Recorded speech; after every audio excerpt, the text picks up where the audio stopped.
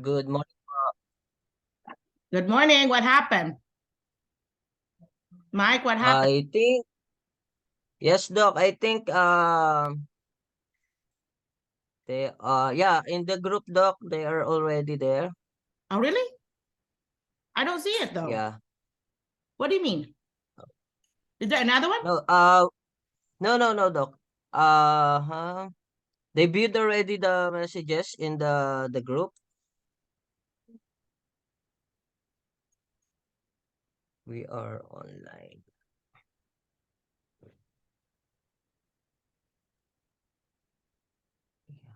I also invited some teachers, Doc, in Oh, our masteral class. yeah. We're gonna end up with. Hi, Mike. They need to. We need to encourage them to go ahead and sign up for one of those designated visa because they're really actively hiring right now. Yes, Doc. Can you post the link or that Yes, Doc. on the I chat? already Put the posted it in our group. Yes, Doc. on the chat here. I Yeah. already posted that. Yes, sir. Thank you. How's your week, Mike? You had a good. They had a good one. Which one, Doc? Your week. Did you have a good week?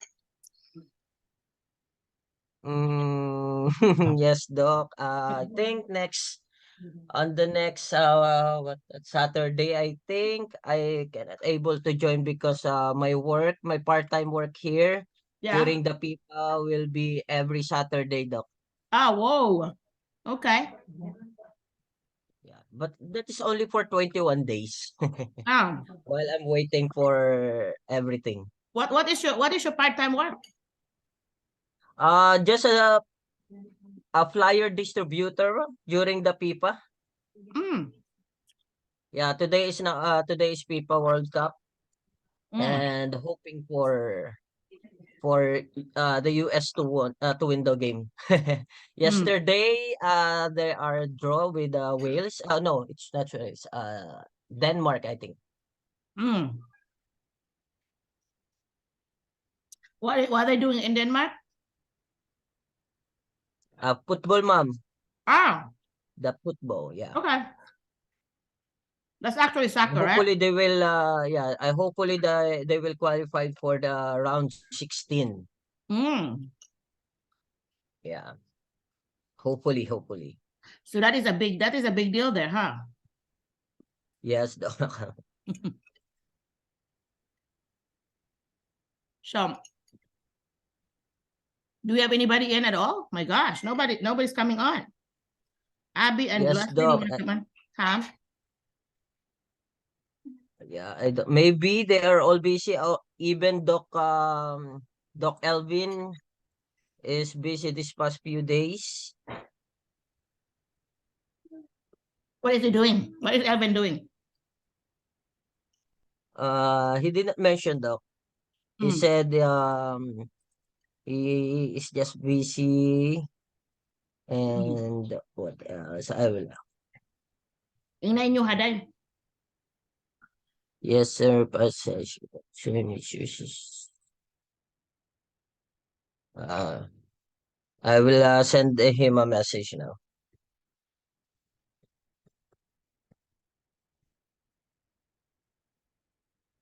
Where's the one that you invited? This one. Yeah, she viewed already the my message.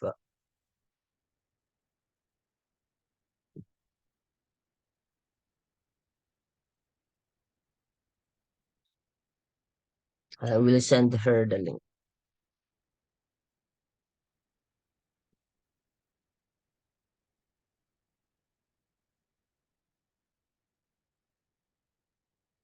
What is your schedule and for Christmas stuff there, Mike? When do you get off and when do you get back? I don't know yet, Doc.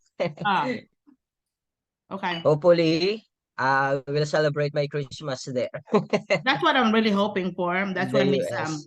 I'm gonna see Miss Yeah. Mills this week, and hopefully we'll get everything, all the paperwork together, and then send it again. And then your Yes, Doc. your Eh, 2 week can't start again after they get yes, it. Doc. And okay, Doc. So we'll see. Yeah po.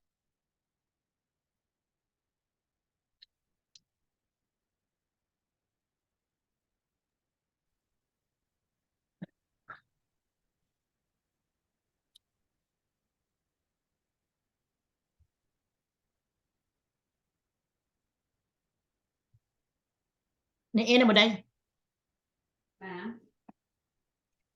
Niina mo. Oh. Ino niya tada. Lagi na participants na. Ako po si Mike, magkikisig panguan. Ah, Yeah, they might be on another link. pero nasend ato ni mong link na. Mm-hmm. Yeah, Sir Joel is here connecting now. Okay.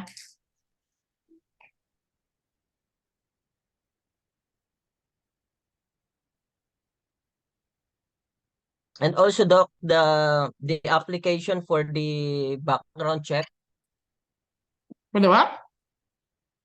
Yeah, the background check. I think Miss Mill should be the one to initiate the background check application. Oh, really? I didn't know Then how to yes, Doc.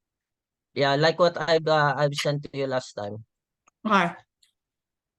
Yeah, and after that I can proceed on the next step for Okay. the application of the You of the might need to archives pay. You might need to license. pay the 75. Is that what you're saying?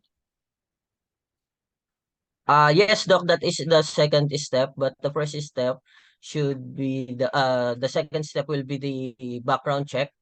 Mm-hmm. And yeah, Miss Mill should be the one to initiate it first. Okay. And then upon the approval, yeah, I can proceed now on the second step. Okay. Sounds Because good. I stopped there, Doc.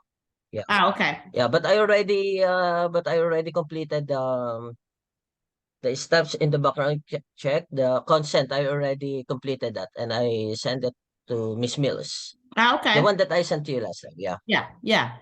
I remember that now. Yeah. Hi, welcome Leslie and Joel. Abby's over here busy in the kitchen.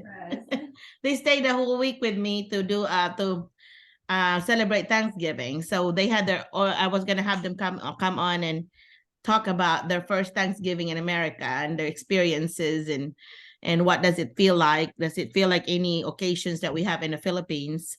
We went to my sister-in-law's house yesterday and so it was kind of fun, I thought. Yeah. So Leslie or Abby, who wants to go in first? Where is Leslie? Hey, Leslie, you want to go in first? Yeah. Okay. I was the one last Saturday. Okay, I'm gonna let you come in first. You there? Ikaw sa Ano there? talk about Thanksgiving. Yeah, talk about Thanksgiving and your experiences and just do a storytelling then. Oh, there are like how many of us? Only Sir Joel. Hi everyone. Hi Sir Joel. Hi Sir Mike. How are Hello po. Where's our Good. Good. Sige, send na diha. Let me see. I don't know, maybe some are still busy. Maybe, I think so. All right, so I'm gonna talk about Thanksgiving because I know Sir Mike is coming here anytime soon. Inshallah, soon, Yeah. soon, soon. Yeah, I hope we can get to see you like next month, so we can get to celebrate Yes, Christmas together, hopefully. right? Yes, Christmas Day. Yeah, and well, I wanna share to Sir Mike and Sir Joel what happened during our Thanksgiving week. Well, we were here at Dr. Merlina's house. I think that was last Friday, right? We were here already, and oh no, Saturday we were here already at her house, and she introduced us to her family, the members of the family, including, her sisters and also the family and her husband's side. And then we decorated her house. We helped her decorate her house. And then we also helped her cook some Filipino dishes, of course, because of Dr. Merlina, as we all know, she is a Filipino. And yeah, so that's what we did. And what else? I don't know how you can show pictures. Yeah, we have some pictures. I want to share it though, but I don't know how. Well, I can share it through my phone. You can do it on my, yeah. Yeah, If you hit escape there, kamay mo ng screen there. yeah. So I hope you don't mind me sharing. Let me see. Oh, only the host can share. I think Sir Mike can. Oh, yeah, Mike is the host, so he might Yeah. need to change it back to us in order for you to share. Yeah, Sir Mike, can you like change it back to, or can you let me share my screen if that's okay? Yeah, there we go. All right. So, oh no, I can't share yet. But yeah, so Thanksgiving was really like new to us, especially for me. Oh, most especially to my kid, because I just, my husband and my child just came in last Friday. It's been, it's their first week here in America. And yeah, my daughter is in here. You want to talk to everybody? You said you want to say hi? Because we just woke up, come in here. I'll just fix your hair. But yeah, so they just came in last Friday, so it's been a week already, and it's her first time celebrating the Thanksgiving. And what's special about Thanksgiving is, the mom of Mom Ellen, Nanay Terry, compares it to Kalag-Kalag, Halloween, also stay in the Philippines when people are like coming home to the provinces, to their home, going back. It's like that in here in America, Thanksgiving, family members are coming back home and then celebrates with their family. So that's how it is in here. And, you get to have a lot of food, and especially the turkey. It's really one of the, main thing if you get to celebrate Thanksgiving. So I hope Sir Mike can also experience that in here. But I think you will be doing that, sir, anytime soon. You can come in here and celebrate Christmas as well together with Mom Ellen, Dr. Merlina. So yeah, we had a lot of food.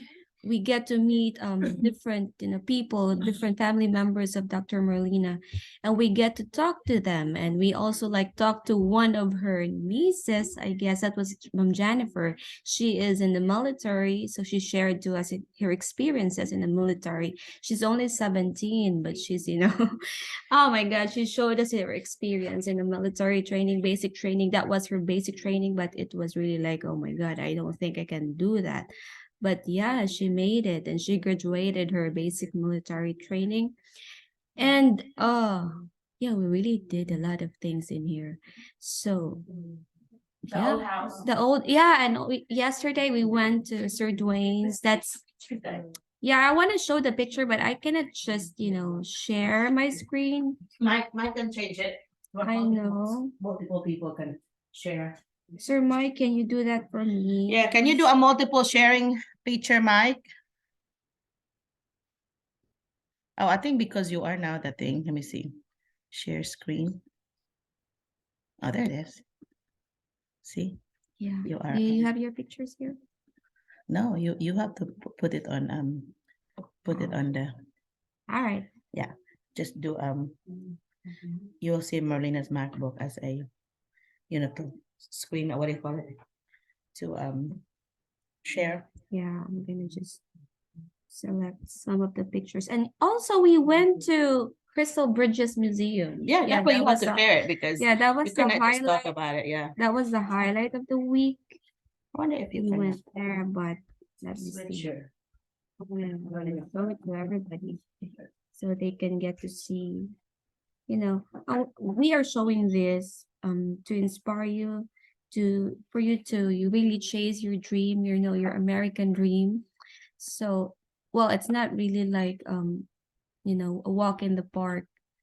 You will experience different things, you know, in America. But it's really like, you know, and it's really like a venue for us to grow, because I never imagined myself being this brave, you know, being in this country. Like I was only here with my aunt when I first got in here, and I was the only one in my school, the only Filipino in my school. And I never thought that I can do that, like, you know, things like this. But yeah, I made it. So I hope you can get to, you know, experience this too, because you will really like, I can really say that, you know, America has, you know, toughened me as a person, and you would get to experience different, you know, really, really a big difference from our culture. Like in the Philippines, if you know, students would just listen and would probably never ask questions about our topic or anything like that. But here in America, you know, kids are very outspoken. They will really tell you what's in their minds. So that's really like a very big difference, you know, when it comes to educational setting. But yeah, but I want to share to you the pictures, but I just can't. And if you have like any questions, please feel free to ask. If you know, if I can really like, if I have an answer to it, I will really try my best. So for those who have questions, you can ask now. Because I'm trying to share my screen, trying to share Ibutan na sa couch. pictures Ibutan na sa couch. and the videos. Ano ba? Ibutan sa couch sa speaker. Ha? Ibutan sa couch sa speaker. Oh, I'm sorry for the couch thing. I have company here. So we are all like Dr. Merlina is from Cebu, so we speak the same language. No, not yet, but yeah, I'm trying to tell them to ask some questions while I'm Yeah, let me talk to them preparing. while you're Yeah. doing that. Yeah. yeah. Where is it now on the screen? Yeah. Where do you get the screen big now? Let me see. Ito sa Zoom din. Which one? That's that one. That's that one. Stop share, I guess. For now. Yeah, for now.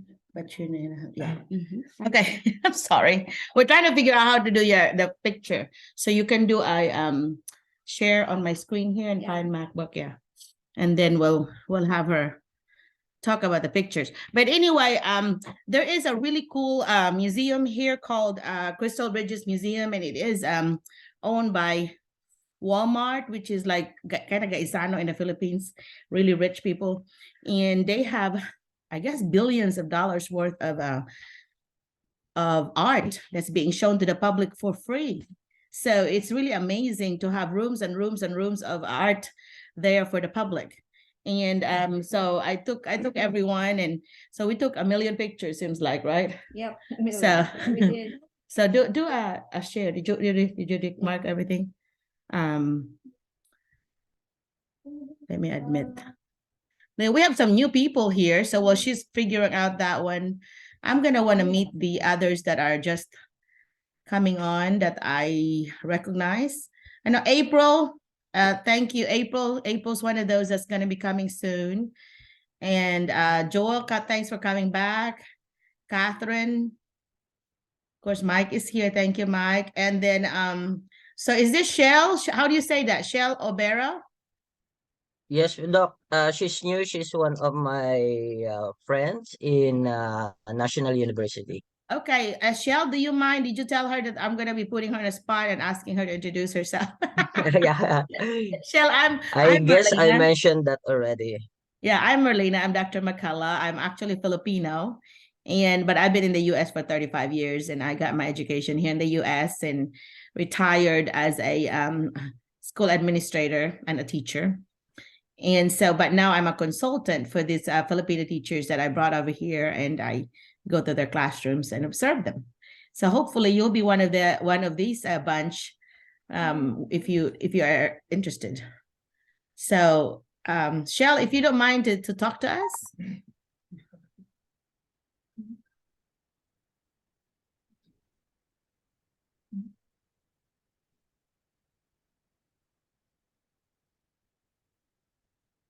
So is she having problems with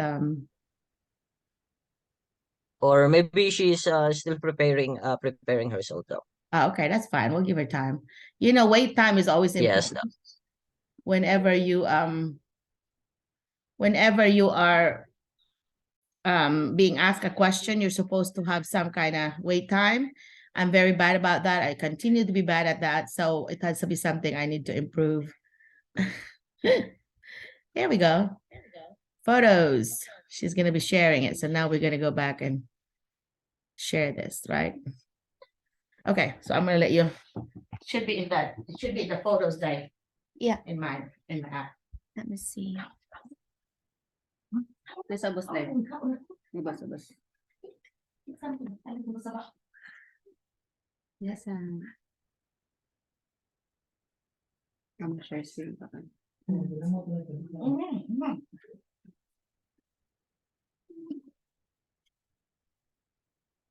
yeah, where is it?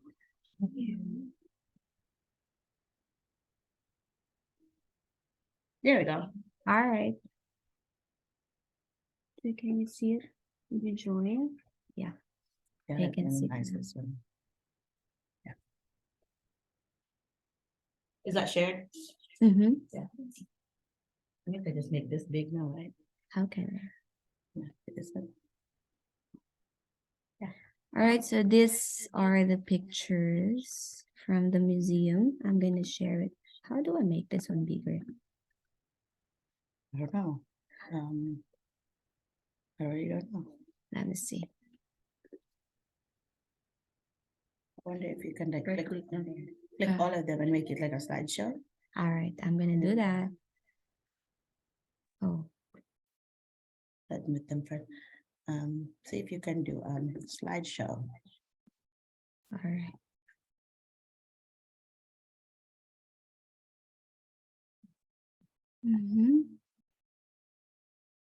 Let's see. For a while, okay. I'm just trying to figure this out. All right, and then where should I go? What is my project? Would that be it? Let me see. Sir Mike, you know how to make She this wants to a- make it bigger. but it's different, Okay. The Zoom ma'am dito. So may Zoom. I'll just zoom it, right? And yeah. Yes. And try to open one and then you can He won't let you. It won't let me open one, so open one. trying to figure it out. And it will be you can explore all of the pictures. This one is like a MacBook, so it's different from mine. Okay, let me see. Library. All right, here. Okay. This is Jennifer. So would that be a little bigger? Yeah, I think so. Let me see. Oh, that's you can show some of Jennifer's thing. Yeah, I'm Right. showing you. Oh, no.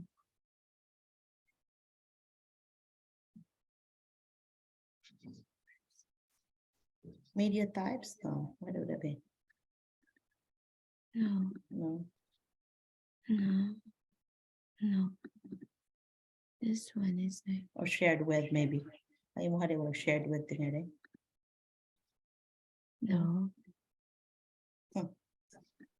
This one is tricky. I'm sorry for the delay. This thing is not allowing us to Or share. learning. Okay, so let me think. So I watch your picture at. It's in here, right here. This one. Okay. See when I like Let me see if we can figure it out. If anybody has an idea, because I don't think, let me look. Let me see what we need to do. So it's in here, Dave? Start here.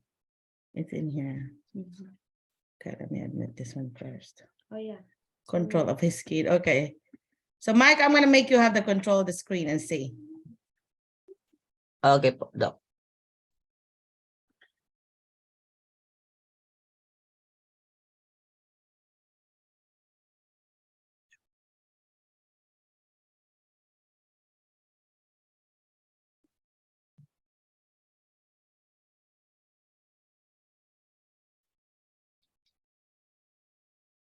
Okay, so I don't know what It's in the folder. okay, so I would like to just do a PowerPoint thing maybe while he's doing that, right? Yeah. Huh? Ouch. Help me find a PowerPoint there. Maybe it's in the end. It says oh,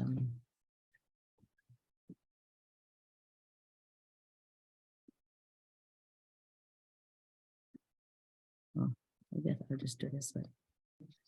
No, this I'll just do. Open another one here. I'll just do on Google.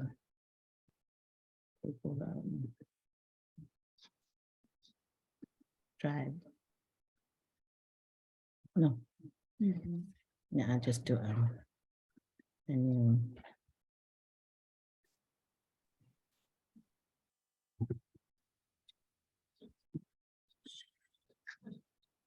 you Google Slides. Okay, then. Let me move butang there. Just put it in here. Yeah. Just Okay. load it. Yeah. So wait. Yeah, you just put that. There.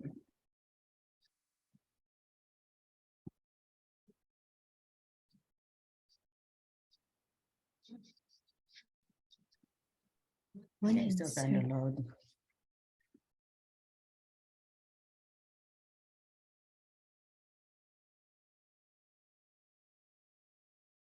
Sir Mike, can you control now?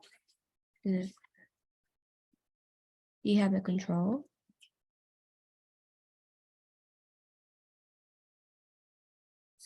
Insert images.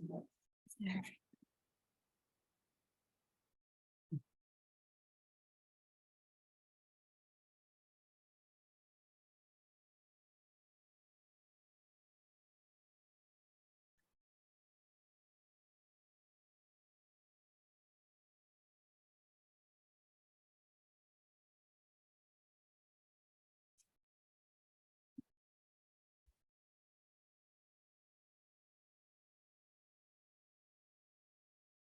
Where's my computer?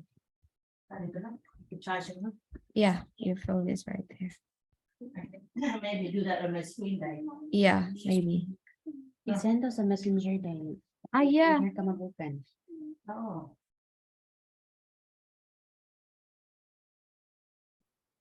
Anak sa pwede sa.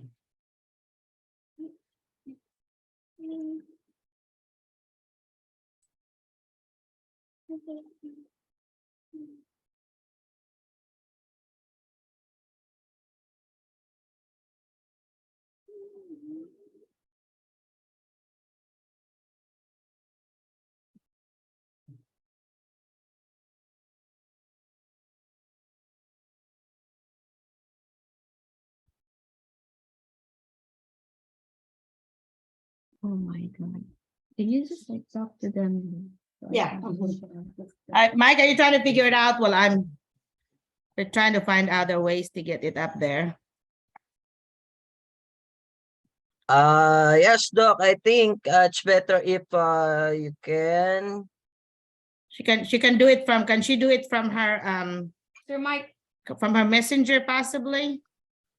if you would just. Yes, Doc. Or Yeah, Yeah, she can send that to me, ma'am. We already Oh host. yeah, I will share it to you, Sir You Mike. send him to your mic. Share it, Yeah. yeah, share it with Mike. Maybe that would help. Yeah.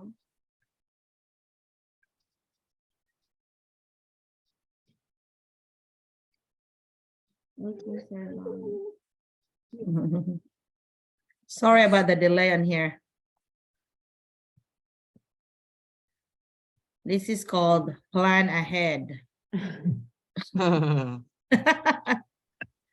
I thought that would just be so easy to just do it, and I didn't think it through.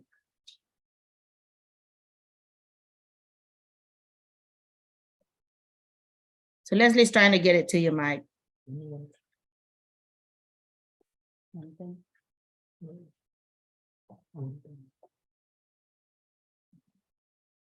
Now the backup plan is to get it. Yeah. I'm sending it to you, Sir Mike.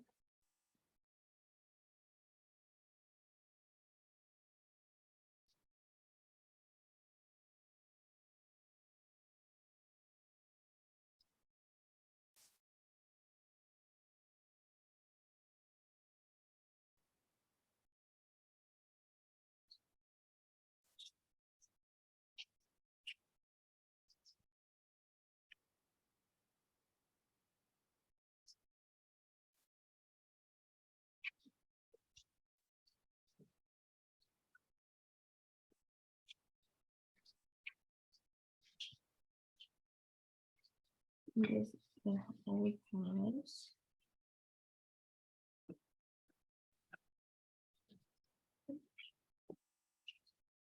I think I sent Sir Mike the pictures from the museum.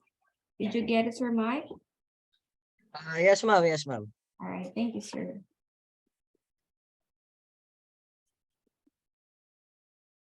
You got it.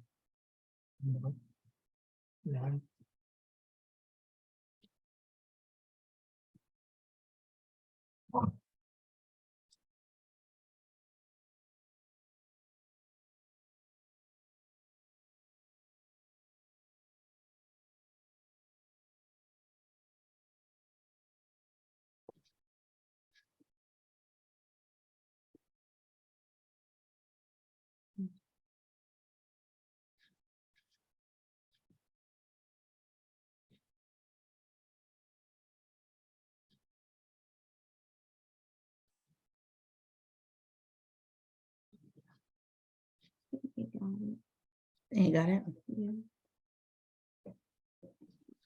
We will share the. Yeah. Thanksgiving. Let me share some more pictures.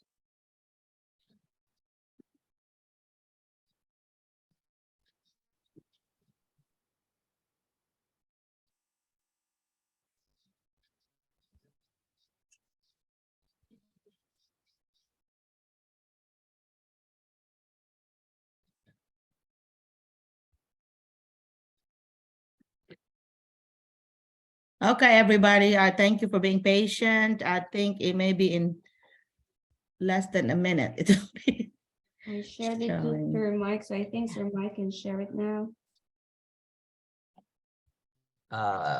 Wait lang.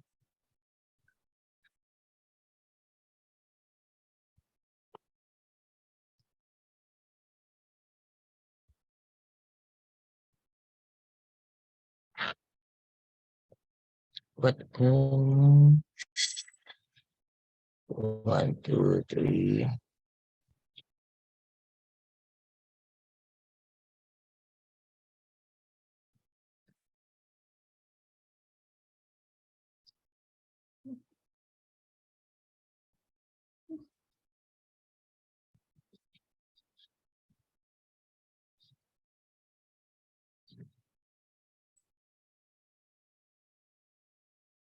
Thanksgiving.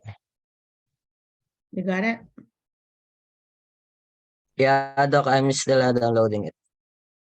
Yeah, the pictures take a long time. And you have some videos in there today?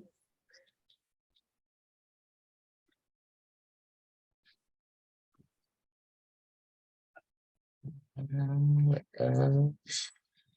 This one, I guess I already downloaded it.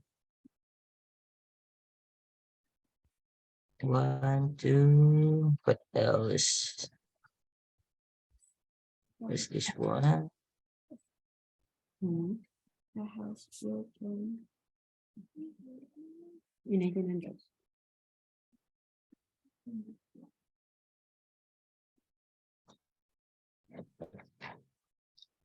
It takes forever for pictures and videos. So, Yeah, Doc. you got it? Yes, Doc. Yes, Doc. Okay. So, you have control of the. Kindly, yeah. Okay, go ahead. Regain, Doc. Yeah.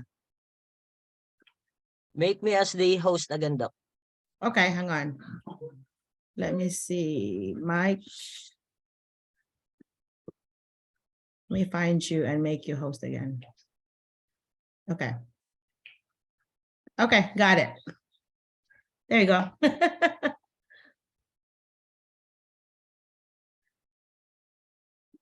Yeah. Facebook.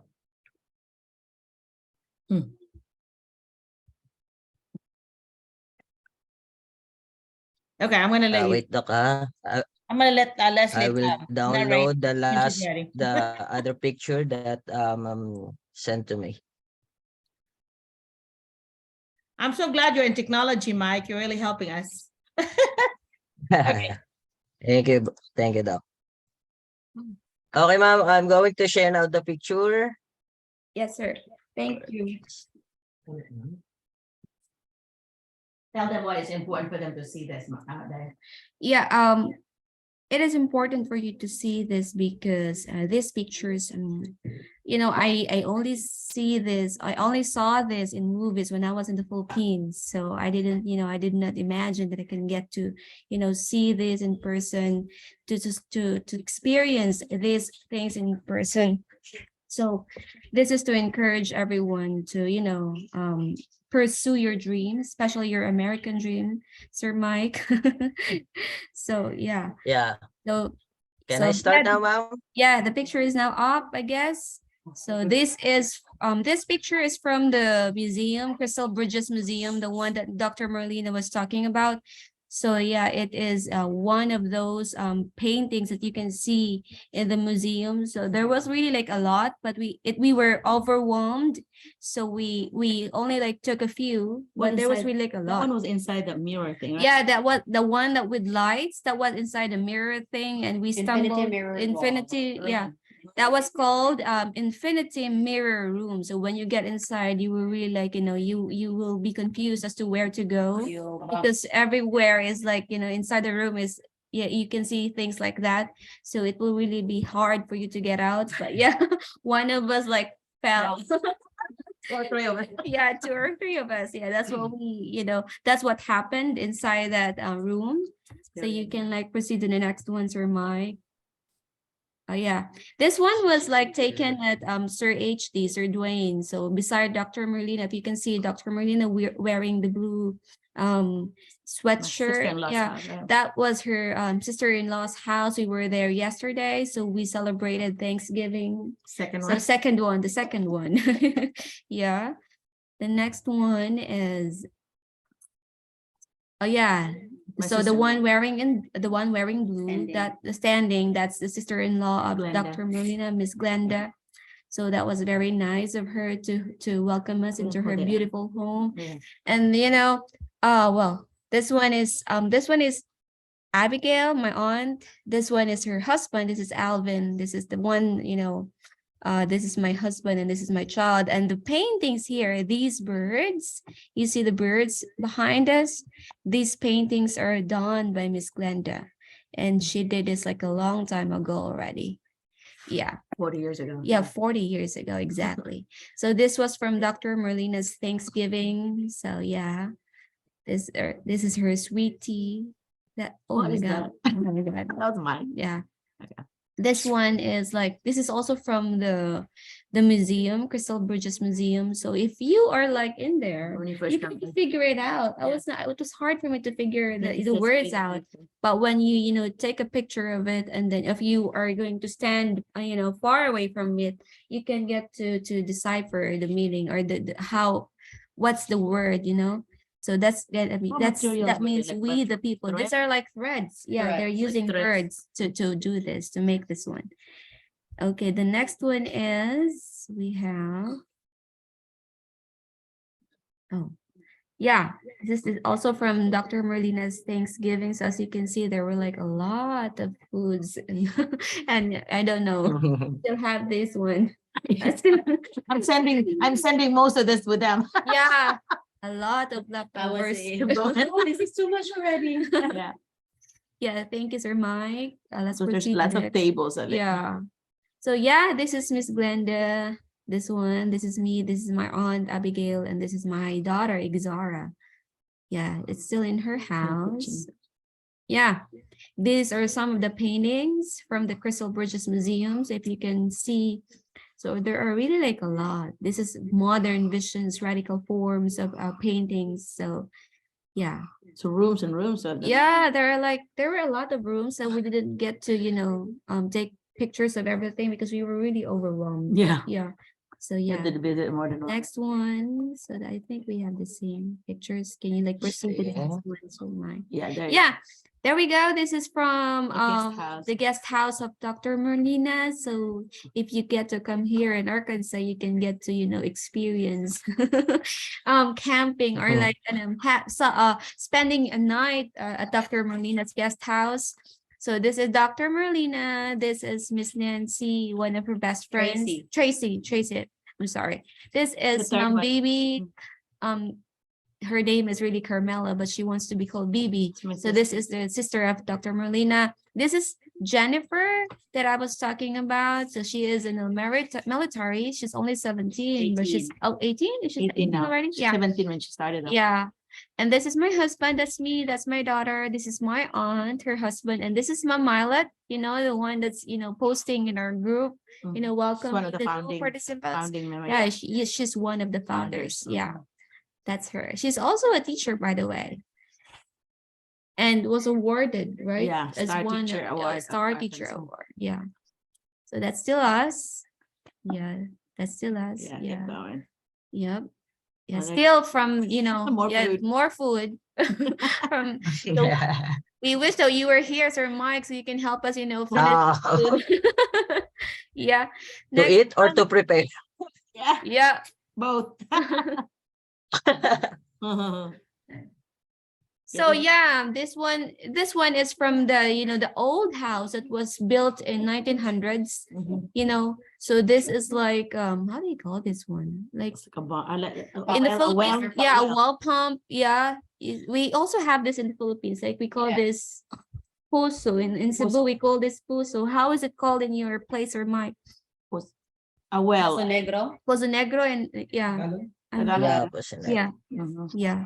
So yeah, that one. This one, the house is right here. This is like built in 1900s, but they have done a lot of like improvements. So that's why it's still standing. 100 years old. It's really like, it's overwhelming to see a house built in the 1900s. But yeah, that's it.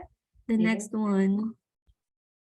Oh yeah, this is from the house of Miss Glenda. In front of her house. In front of her house. Oh, Still more food. food. Yeah, more food. Dessert table. Dessert table. That's our dessert table. That's Dr. Merlina's. So it's the house. Can you tell that it's built from 1900s? You more can than tell, 100 right? years. More than 100 years. Like in the 1800s. Yes.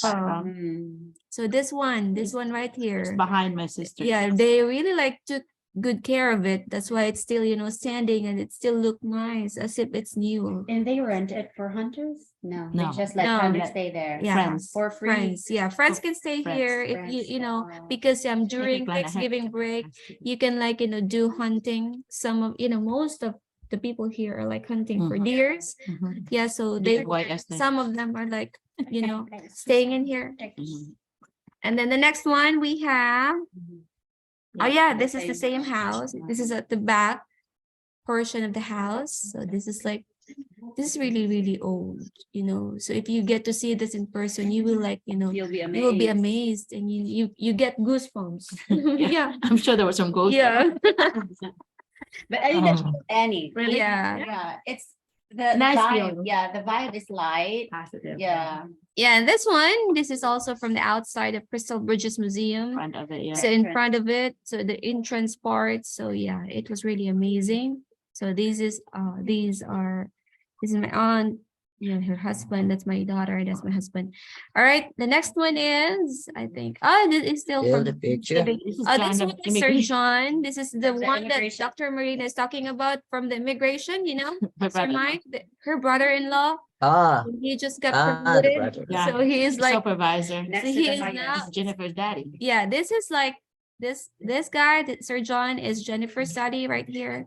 So he is a military before. He was a military. 20 years. Yeah, 20 years in military, and now he's serving in the immigration, and he's the second from the top, you know. Tell him about your questions. Mm. But yeah, I was asking him about yesterday. I was like, I had a chance to talk to him, and I asked him if there's a chance for us, you know, J1 visa holder. Well, Sir Mike is already an H1B, so you're getting there, Sir Mike. But for us who are like holding a J1 visa, you know, we were asking him if we can, you know, transition from J1 visa to H1 visa, and he said, well, there are like a lot of ways in order for us to obtain the said visa, and one of those is to really like have a child in here.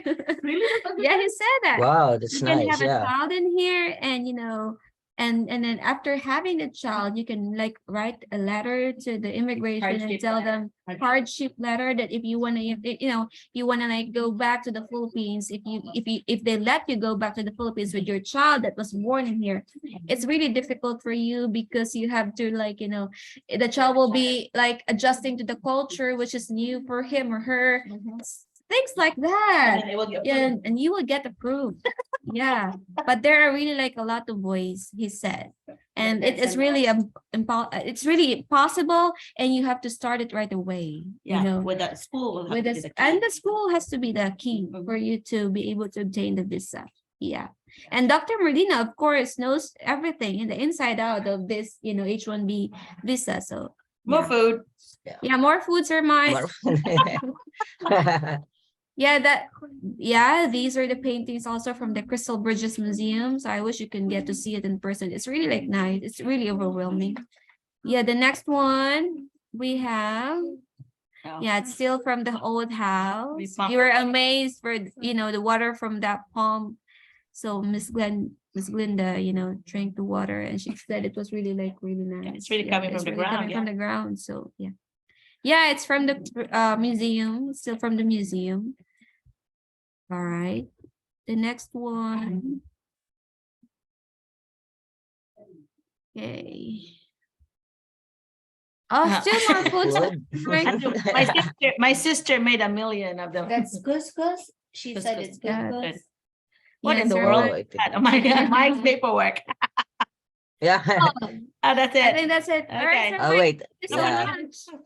Well, my aunt is gonna share, you know, something for everybody. So Experience. yeah.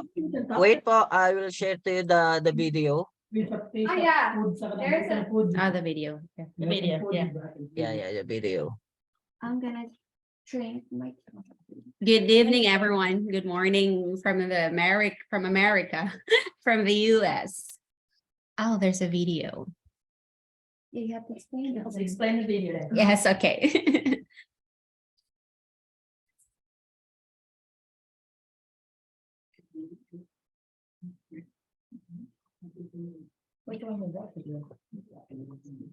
I think the video from Crystal Bridges. Yeah.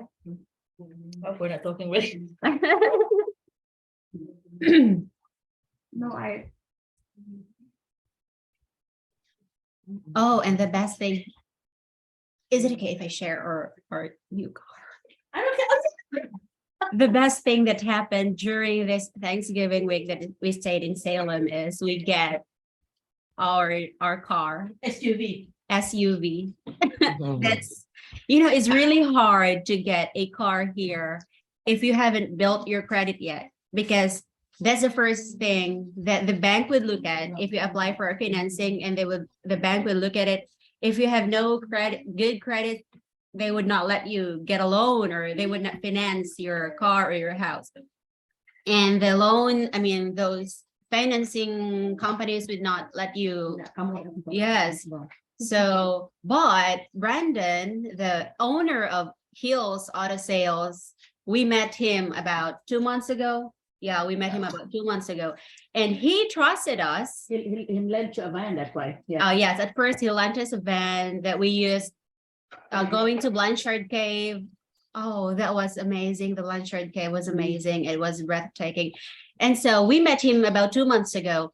And so when we went to his place for his car dealership, Hills Auto Sales, he trusted us and he let us have this in-house financing.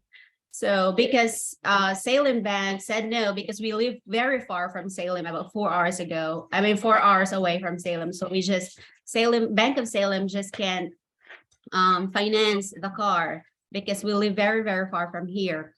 So Brandon trusted us and he let us have financing, in-house financing. So we have to pay it by per month, every month. And we're so happy, we're so glad, because car here is a necessity. You just can't go anywhere, and you'd be frustrated if you don't have one, because you want to go to Walmart to have some groceries and you just can't go there anytime. You have to wait for somebody like saying, hey, do you want to go to Walmart? I'm going to Walmart.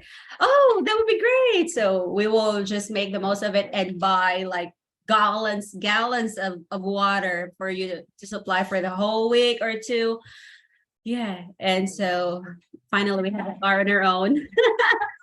So we're planning to go somewhere with the snow. And it's a 4x4 with the house. Yeah, 4x4. And maybe in Christmas break, we're going to Texas.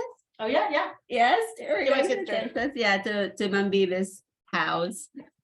Yeah. Yeah, so yeah, we're waiting for the video. So And we get to stay one of the best hotel here in Salem.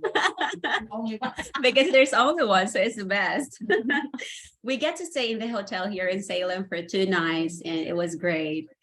Yes. So what else did we experience? Where else did we go? Did you try new food? I don't know. Oh, the American food during Thanksgiving, the turkey, which is the main highlight of the event. Yes, it's our first time carving the turkey, and we don't know how to do it, so we have to Google it, we have to watch YouTube, and then figure things out, because you just can't chop it, you just can slice it or carve it the way you want it. It's you can have it into small pieces. You have to make it like big and then arrange it like it's yes. And we learned that there's a chicken or a turkey has a dark meat and a white meat. So the white meat is the breast and the wings, and the dark meat is the lower the thighs and the lower part of the and the leg, yeah. and the leg. The thigh and the leg is a dark meat. So we were, there are 2 kinds of meat for chicken and turkey, and we didn't know that. We just thought, there's a chicken and there's meat. So yeah, we thought it's the same, but it's different. And the dressing and the cornbread, the devil's egg. You have to tell her what your devil's egg. Oh, the deviled egg. We don't know what deviled egg is. So we asked Merlina, what is a deviled egg? And she said, you can search it, you can find the recipe, and then we don't know how it is supposed to taste. Like, is it supposed to taste salty or sweet or soury, or so we just make it Filipino way, because remember, you can do it. You can do whatever you want because you're the one making it. So So you boil the egg? yeah, we boiled the egg, and we asked Exara to peel it, and she said, oh, the egg is a mess. And she cut it in half, right? Yeah, and then we cut it into lengthwise. We cut it in half lengthwise, and then we took out the yolk and separate the white, and then we mashed put some pepper and salt, and then we are not satisfied with the taste. So we put some condensed milk to it. Just, yeah, we invented Filipino way, deviled egg Filipino way. So we put some milk, and we really don't know how it's supposed to taste. So we asked Mom Merlina, how does it taste? And she said, good job. So we think, okay, this is fine. And then we look for some recipe, and one of the recipes that we found said, put some paprika on it. So we look for paprika, and good thing Mom Merlina has everything, like all the seasonings that you want, everything that you want, she has it. So we look for paprika, for some paprika, and there is it. And so we seasoned it with some paprika and put it in the refrigerator. And the next day, oh, it tastes really good. Like, Let me tell what Mr. McCullough like. yeah, like before, because we had the Thanksgiving party at lunch. So before the lunch started, we noticed some 4 deviled eggs are already missing. Yeah, so we saw Sir Dwayne McCullough eating one, and we asked, how does it taste, sir? And he said, oh, I like it. I already finished 3 of them. So it's his 4th. So he's a prime suspect of those lost eggs. He liked it, which is a compliment. Really. Yeah. And every time Sir McCullough would say, oh, this tastes good, it's like an honor for us making the food, because he's a white American, and it's not just like he likes every Filipino stuff that we make. He's And picky. Yeah, he's very picky. he's picky in eating Filipino food. So every time he said, oh, this tastes good, it makes us, wow, he likes it. And we made this mango float. And Oh yeah, that was so good. yeah, at first we were frustrated because we just can't find the cream, the Nestle cream, all-purpose cream that we used to use making mango float. It's not in here, so we just use heavy whipping cream. And so we said, oh, we don't know how would it taste, but then let's just give it a try. And then we made mango float, and Sir McCullough, when we were keeping the food, Sir McCullough said, don't throw that mango thing. I like it. Don't throw it. I got to show them. Oh, yeah. So here it is. The mango float is here. Yeah, Abby and Leslie did that. Yeah. So Sir McCullough said, don't throw it. I like it. Don't throw it. So, Yeah, oh my God, I ate that last night. You ate some last night? oh, let's eat some What today. is that? Yeah, it's good. Yeah, let's eat some today. Oh, are the videos ready, Sir Mike? I think there's only one. Not I yet. thought I already played it. Oh, I'm sorry. I kept on talking. I didn't notice. Oh, let me see. I'm so sorry. Playing and talking. Oh, there it is. Oh, no. Oh, here. I will play it again. Oh. So teachers love to talk, and so am I. I'm so Can sorry. you see it now, ma'am? Huh? The video is now playing. Can you see it? No, I can't. Oh, okay. I think you did talk about it though. Anyway, yeah, maybe we can just, because there it is. Oh, it started playing already. So these are, yes.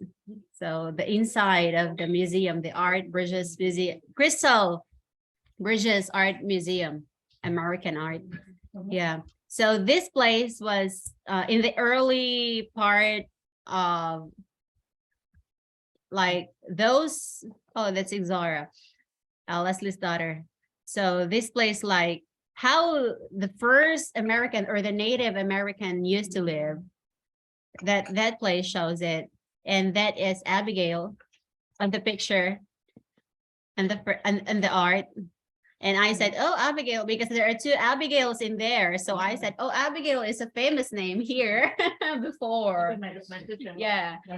Yeah. And so when we visited Miss Glenda, Mom Merlina's sister-in-law, I introduced myself and I said, Abby, and she, oh, I have a granddaughter named Abby. Is your name Abigail? I said, yes, my name is Abigail. And they Alvin introduced himself and everyone introduced themselves. And Miss Glenda said, I may forget your name, but I can't forget Abby because she has the same name with my granddaughter. Okay, so that is also in the Crystal Bridges Museum of American Art. So I tried that statue. I tried following that, but I just can't. So I failed.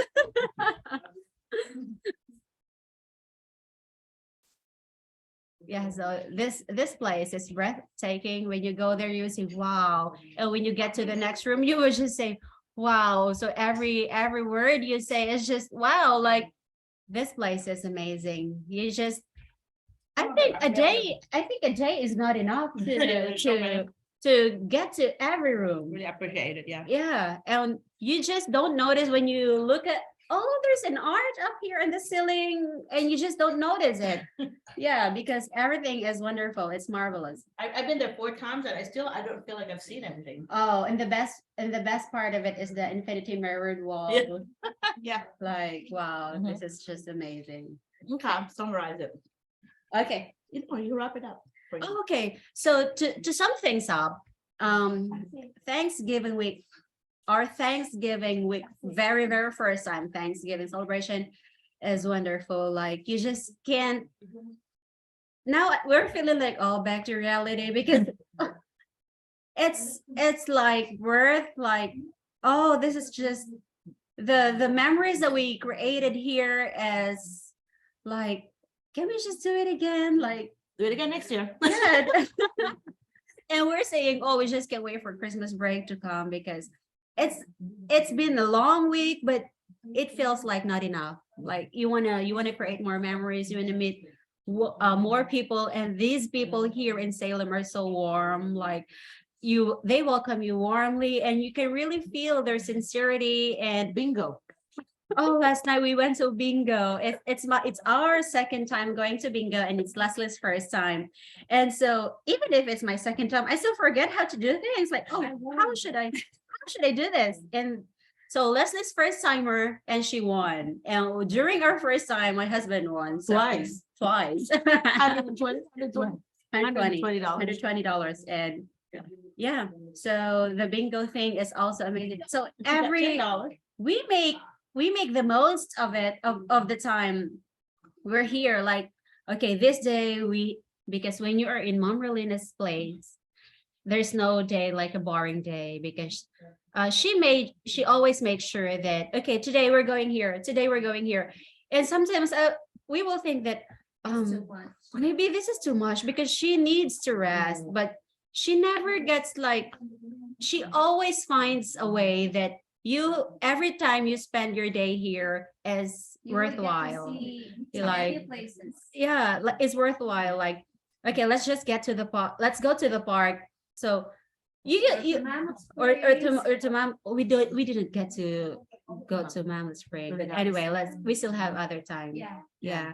So every time you're here, she's making sure that it's worthwhile. Like, yeah. So We eat too much. oh yeah. That's the best of it. We eat too much. So I'm giving the floor Thank you to so Mom much. Merlina. Thank you so much. Yeah, they are a lot of fun to they give me too much credit, but I think they're just a lot of fun to be with. So anyway, let me see any comment or anything. What do you think about Thanksgiving, about the pictures and the art and all that? What do you all think about that? Mike, do you want to start? What do you think about that? Do you want to see it when you come? Yes, Doc, of course. Of course, I will visit it. And I am now curious about the paintings because sometimes I love to see some paintings, especially if those paintings are very historical. And also the places, Doc. Yeah, they are very expensive. The old paintings. houses. Yeah, those are really expensive painting. They're thousands of dollars, if some of them in the millions. So this art museum is so amazing that it's free. You know, everybody can just come in for free because it's donated by this richest people in Arkansas. I guess they are in the top of the world too, because they own the Walmart, which is thousands of Walmart everywhere, like a Gaisano, except bigger version of it. And so, yeah.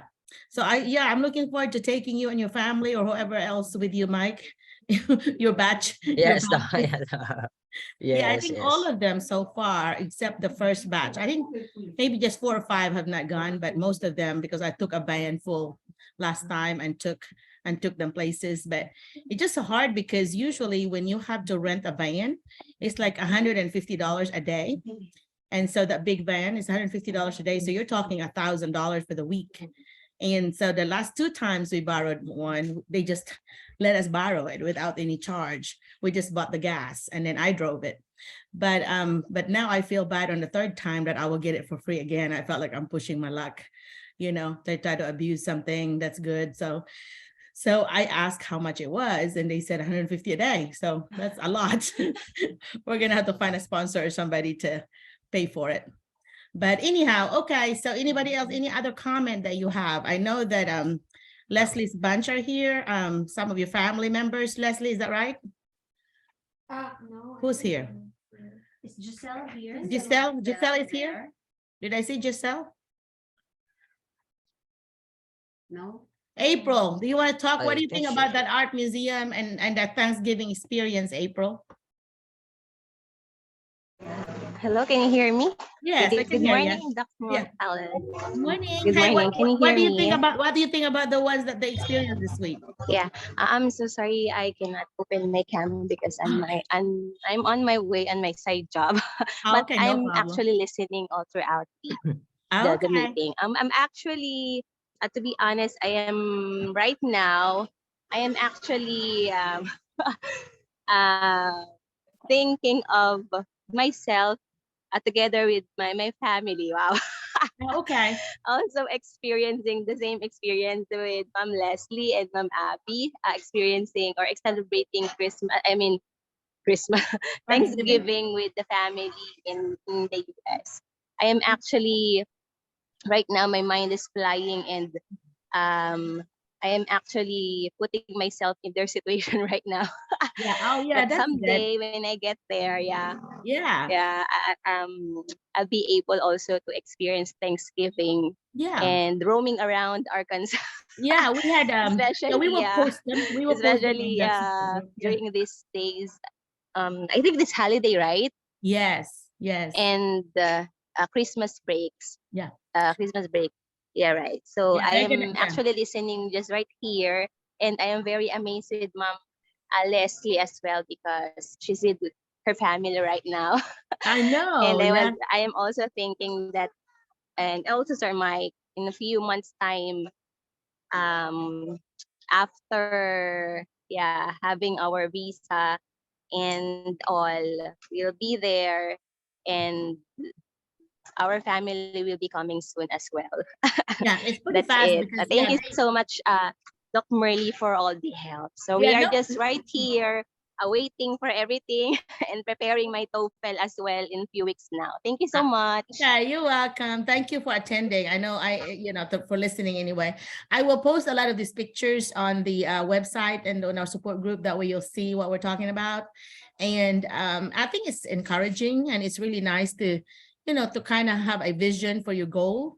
You want this goal, and it's reachable. Really motivating. Yeah, it's reachable.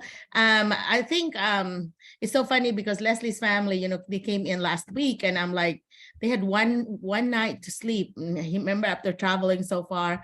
So I told Leslie, are you sure they want to come? Because that's a really far trip and they may be too tired. And she said, oh, no, they're going to come. And they did come. And that's exactly what they did to us. Well, Leslie and Abby, when they first got here, they spent one night and next night they went with me here. So yeah, I'm glad that they enjoyed it. I always enjoy watching them enjoy it. So anyway, all right. So anybody else that want to talk before I introduce the new bunch? Dina, do you want to talk, Dina? Dina's also the 3rd person that's already getting her H-1B visa processed. And so hopefully. Hello, Doc. Good morning and good Morning. evening to everyone who are listening. Upon hearing and seeing the photos as well as the video that they shared, it inspires me as well as for other listeners because we are hoping that we could experience that one day also. Puhon, Yeah. man panglawas. Yeah, you'll be the one. You'll be the one on this side. Talking to them. Yeah, hoping then through those pictures yeah, it will be our inspiration. It serves as an inspiration, Doc, Yeah, that one day we could visit that place yeah, because and it's try the Thanksgiving. yeah. Okay. And I think this is a good segue to a reminder for you all that for those that do not, other than the people that already are coming, please visit the designated visa sponsor. I think Mike will, or have you posted, Mike, the designated visa sponsor website on the chat room, because you really need to pick one of them. I think Green Heart is one, and what was the other one? GEC is one. Anyway, so it should not cost you anything. You go to their website and you sign up to their website so that when you get a interview and they want to hire you, these are the people that's going to help you. You have to have a designated visa sponsor if you're going to get a J1 visa. If they are going to be willing to do an H1B visa, then the school is your sponsor. You don't need any other sponsor. But for J1 visa, you're going to have the one of these sponsor. Do not get a third-party sponsor. If somebody would say, I'm an agency, I'm a sponsor, the first thing you should do is look that they are on this list. If they're not on this list, then they're not. They're going to just be an extra money for you to pay, and they can't really do much. Okay, so don't get a third-party agency. Get to the ones that's on this list that Mike will. Mike, did you post it for me? Yeah, there it is.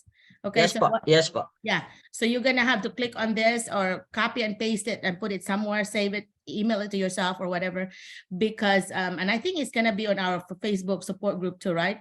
Mike, do you mind posting it also there, Mike, on the support group, saying that everyone, reminder that the applications for next school year is now open, and these visa sponsors are actively now looking for people to bring to the US.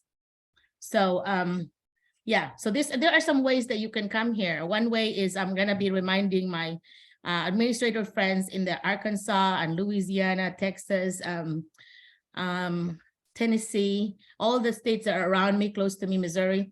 I'm gonna remind them that my list, here's my updated list or whatever, and then I will remind them to, like, this is your link and all that if they want to interview you. So be checking your email very often, because they are gonna set you up an interview. That what they'll do is they usually would look on the list, and then on my list, they're gonna be your information from your name, your degree, number of years of experience, and then your contact information, your phone number and email, and then a link with your picture, and then a link to your resume and all the other information that you sent me. So if you have now sent me anything, and I think letters of references have always been so good, because these are like other people talking about you. So if you have not sent me any of your letters of recommendation, I think you should, because these are your supervisor and a friend and a colleague talking about you, saying what kind of person you are.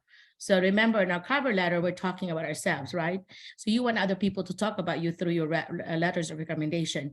So what you'll do is you send it to me, and I will send that link. When I give them the list, they would have a link to all that, to the whole folder that's yours. And so they have access of everything that you gave me. And then if they like you, some of you even sent me like a 2-minute video of yourself introducing yourself, the link would also be in that list. And so they could actually listen to you. And why that's important is that there's only like less than 10 people that did that, but that's important because they actually would hear you already talking, because the administrators here in the US are concerned about fluency. How fluent are you in English, and can the students understand you? And so if you have a 2-minute video, that's always going to be kind of telling them, oh, this person will be okay.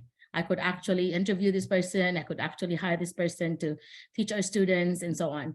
So I think, to me, if you do all that, send me your information, cover letter, and then your resume, and then 3 letters of recommendation, I think that would be a really good chance for you to get picked, to get, I cannot tell the administrators who to interview.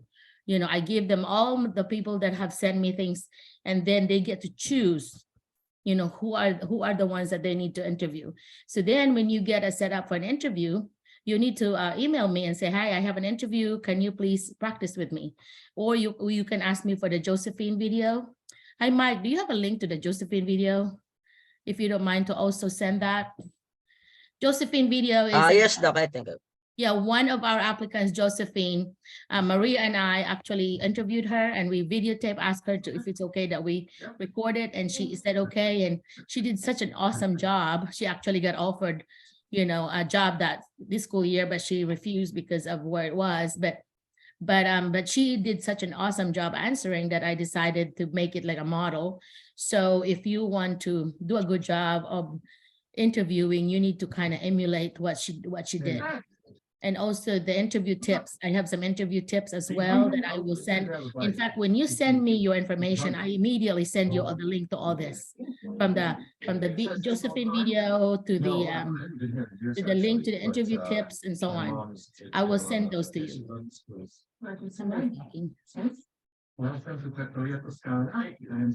Can somebody mute yet if you're not talking to me, please? We're listening to something. Okay. I think, Doc, it's me. Okay. Okay, that's okay. I just did not want, yeah. Well, anyway, it's confusing. But anyhow, yeah, this is my email there. Thank you. So let's do an introduction to our new ones. Mike, can you tell me who you brought so they can introduce themselves? Doc. Yes, Doc, good morning once again. So we have newcomers here. First is Miss Chel Obero. Okay, Chel, go ahead and talk to us, Chel, please. Hello po. Chel, tell us your name, what your degree, and how many years of experience, what you're teaching, and maybe add why did you get into education, or why did you want to come to the US? Those are the things that you could include. Try to remember, you don't have to tell us your personal information, like if you have kids or your age or anything like that. Don't do that, because you don't want anybody to discriminate you based on the personal things that you said. So try to stay on the professional side of things. Although if they do visit with you and ask you, I mean, that's okay, but it's supposed to be an illegal question if they ask you some of those things, that especially the age. That is because they're not supposed to discriminate us on the basis of age or religion or, you know, sexual preference or anything like that. That's protected by law, that they're not supposed to discriminate. So that means they don't have to have that information at all in their application letters or, you know, application form. Okay, so Chel is she still here? Yeah, She's here. Yeah. okay, I don't know if Chel is, yeah, there she is. Okay, go ahead.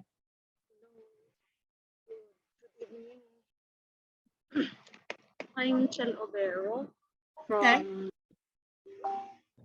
Binangonan, Rizal. I've been teaching for 10 years, almost 10 years already. Okay. I'm a high school teacher here. I'm teaching grade 10. My major is Filipino, so I'm as some teachers that Filipino major cannot teach in US. So Sir Mike give me idea that I took a master's degree in special education. So I already enrolling NU for master's of special education. Okay. And I want to teach in US because honestly, I'm not happy here in the Philippines. The teaching here is easy, but the paperwork, it's so very hard.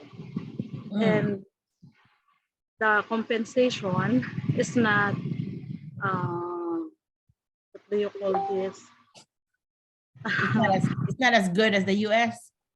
Yes. Yeah. Okay. Yes. And I'm a breadwinner of my family. Yeah. Okay. And my father is sick. He's almost 3 years in stroke. So I decided to teach in US if I given a chance. so I can support my family needs. Okay. Yun po. Okay. Make sure, first of all, I hope you don't mind me doing you know, giving you suggestions in order to improve when you actually would talk to the administrators.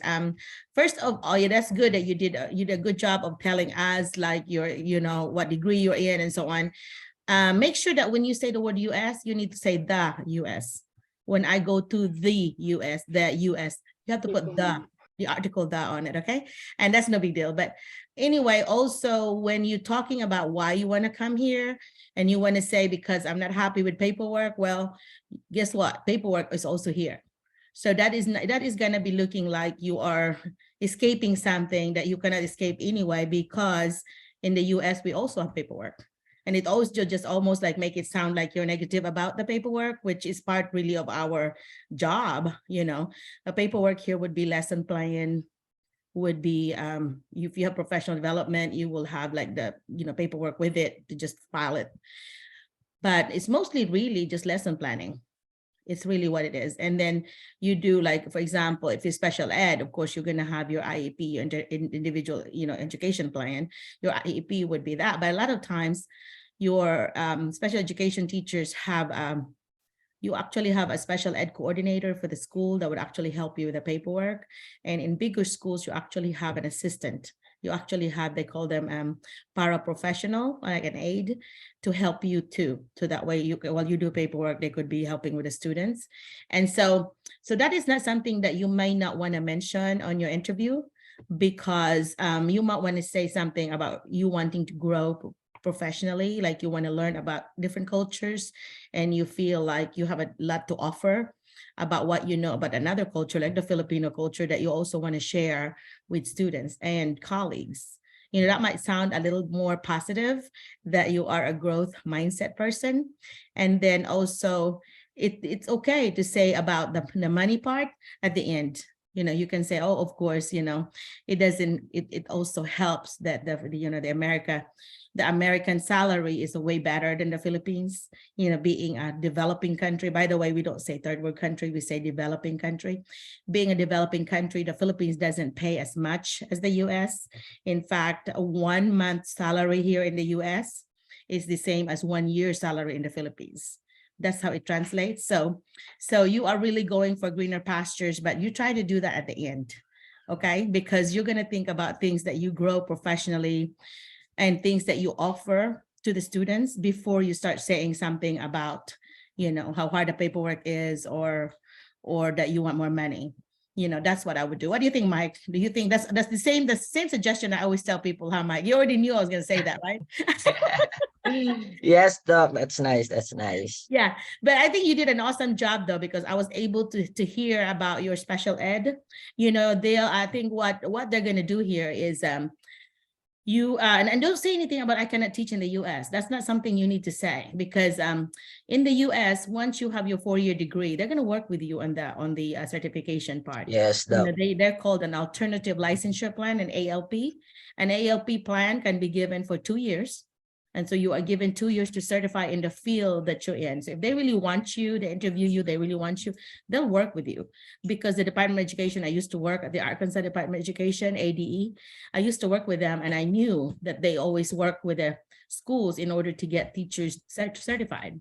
You know, and so, for example, if a person has a 4-year degree, like for example, what your husband or whoever going with you, wives, and they're not in education, but they have a 4-year degree, there's actually a program here in Arkansas to help them become teachers. It's a 2-year program.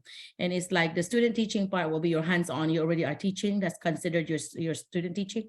And then on Saturday, they will attend some classes or online. And so then they can catch up the education classes that they missed. And it's like 2 years. So they call them Masters of Teaching, MAT, Masters of Arts in Teaching. And it's an MAT degree. So a lot of the schools would actually pay for the MAT degree in order for non-teachers to become teachers. you know, and then I have helped people do that, you know, some local teachers that wanted to, you know, wanted their husband or wives to become a teacher. So as a former administrator, actually helped them go through that, you know, helping them with enrolling in the university, and it's mostly online. And then the school actually paid for it. You know, if you have a school that has money, they will actually say, yeah, we'll pay for it. So at $2,400, I want to say $2,400.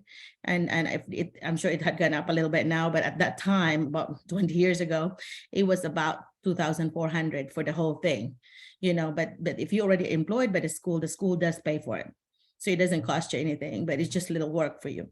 But so that's a thing that you need to remember. So when you come here as a J1 visa, your family can be on a J2 visa, and a J2 visa is what, when you get approved, they get approved. So it's going to be kind of more a package deal. But and what I recommend is go ahead and ask them to be on a J2 visa when you apply, because even though you don't have money yet to bring them, they would allow you up to 6 months, I think, to bring them to, you know, to get the money. And so a lot of times what I'm seeing is that they will go ahead and apply and they get approved, and 2-3 months later, they're here. And that's what Abby did. Abby's husband was already approved when she applied, but then she didn't have the money to bring him here yet. So she waited another month or 2 months to save up the money and then bring her husband here. And so Leslie actually did hers later. She did not have her husband apply with her. She went ahead and applied later.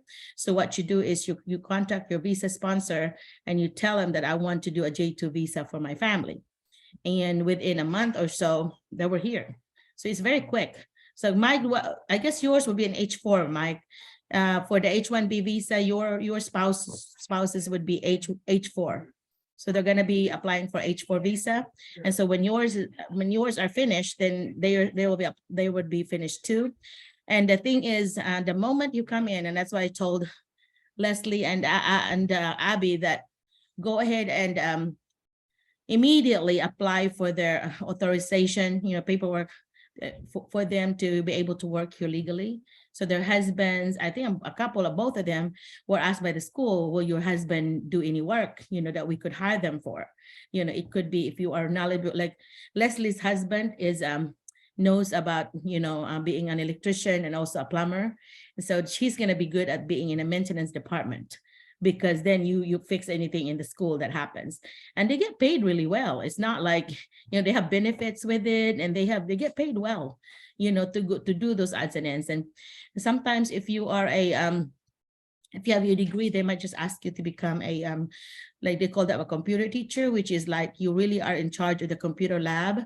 So there's 30 computers or whatever computers in the room, and the kids will come in, different classes will come in, and all you have to do is just make sure the computers are working, and you kind of more of, you know, make sure that the kids are doing what they're supposed to, and then the teachers usually come anyway, but you're kind of in charge of the computer, like computer lab. And so, but Mike being a technology person, I think yours is more than that, Mike. I think you have to actually teach coding and all this fancy stuff, but they actually have a computer teacher that just doesn't really teach, but really more of kind of babysat the classroom and the computers, so that if there's any technical issue that they will fix it right there.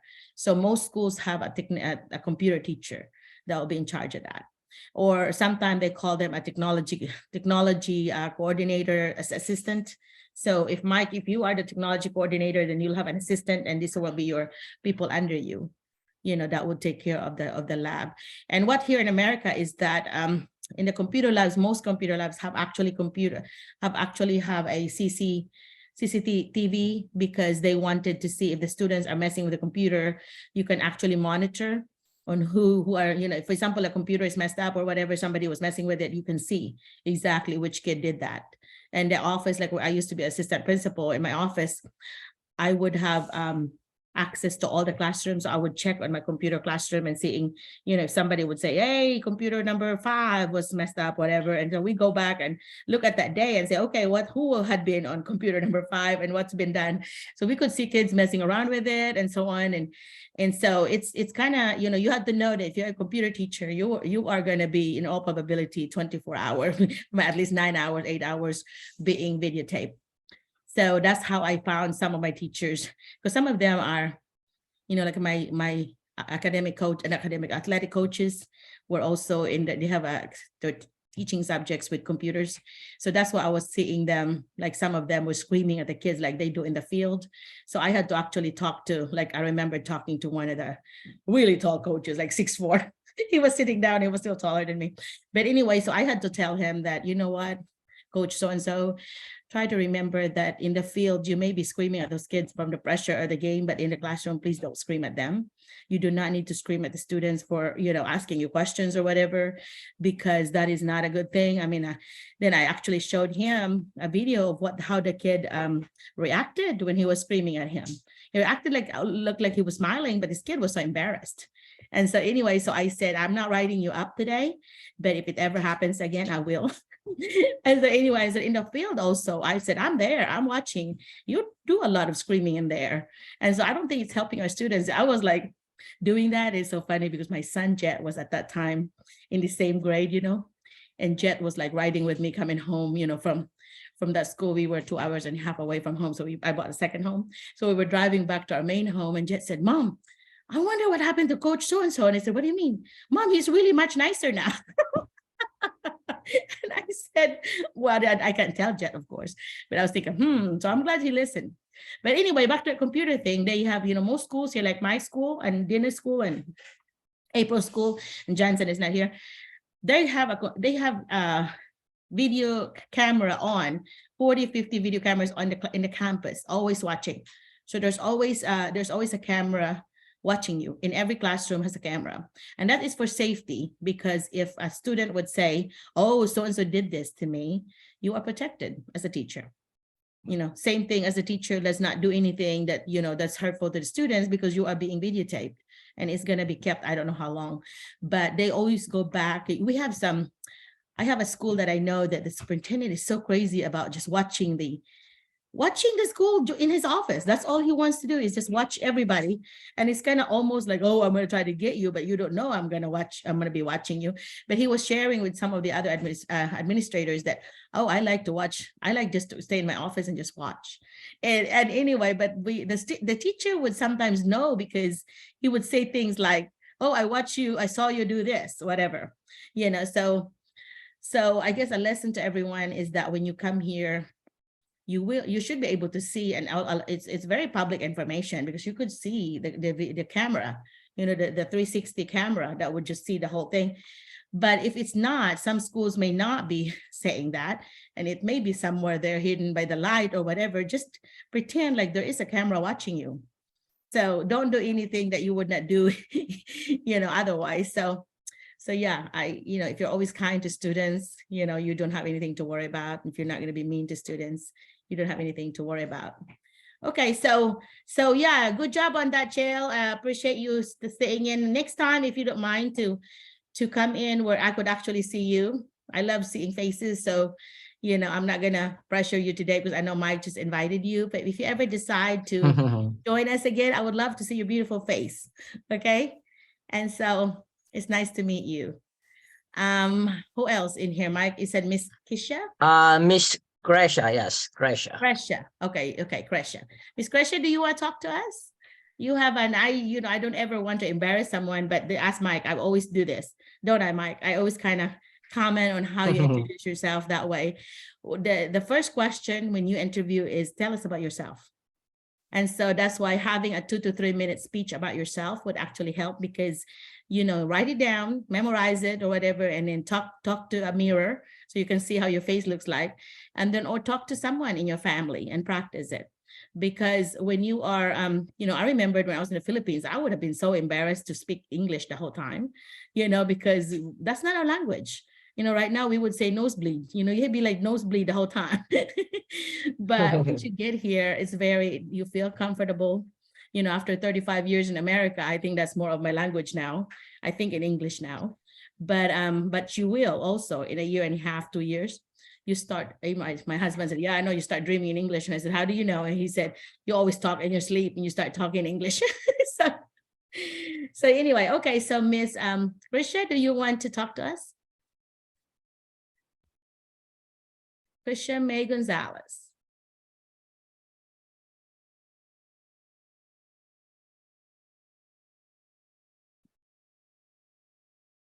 Is Krisha able to? Or if you don't want to, that's okay. I always tell everyone that don't ever force your students or your teachers.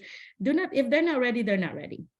You know, in my classroom, I always say, oh, you're not ready, Mike. Will you please call a friend to do it, to go first?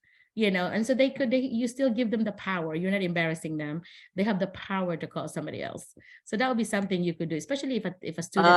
Yes, Doc, they cannot unmute even though I'm requesting them to unmute. Oh, really? Let me see. Yes. Huh. I wonder Yeah. why. How? I don't know also, Doc, because I'm already requesting them to start their video and also to unmute themselves, but I don't know what's happening. Okay, which one are we doing? Let me see. Can you click on their name, Mike? Go to participants and unclick their name. Or next to their name, there's a. Try to see if you can.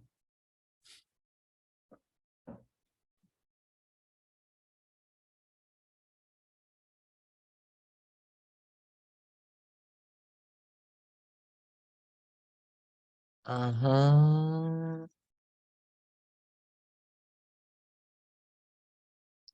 Wait po, I will try again. I will try Miss Annalyn. Okay, Annalyn, try it, please. Welcome, Giselle. Hello po. Yeah. Okay, Yeah. Annalyn, you want to talk to us? Do you have a video or do you want to just not a video today? Mike, you need to start telling them I want a video when they come. Yes, no, yes. I want to see their faces. Always nice. Even once. I just want to be able to see how you look like. I'm Annalyn Buenos Aires. I'm also a Filipino 10 teacher in Binangon, Rizal. Actually, me and Miss Chel are co-teachers for more than 9 years now. Okay. And actually, we're teaching Filipino. That's why our English, our speaking in English is a bit, what do you call that? It's not that good. And we also have master's degree, but our major is in Filipino. But upon hearing, listening, and seeing teachers going abroad, and they told us that we need to get units in SPED. Actually, we change our mind. We want to take up master's degree, but major in SPED. Actually, right now, I have students who are SPED in my advisor class, and actually, I'm adjusting for them, and I feel motivated that I still really need to learn and to grow as a teacher, because right now, actually, the SPED students here in the Philippines, in our school, they are joining the regular students. So Okay, it's mainstream. Okay. yes, ma'am. So I really want to explore as a teacher, and I also want to go in the US because like Ma'am Chel, I am also the breadwinner of our family, and as what I've heard from you a while ago, there are also lots of paperworks in the US, but I think the difference is that in the US, teachers are well compensated, unlike here in the Philippines. So I Yeah, think that's you did very well. I don't know why you think your English is not good enough when it's very good. I think you're very fluent. That's really good. And having the go ahead. actually, ma'am, when I think way back 2010, I used to teach Korean students the English language. So yes, that's why I think that's why my English is Better than most. Yeah.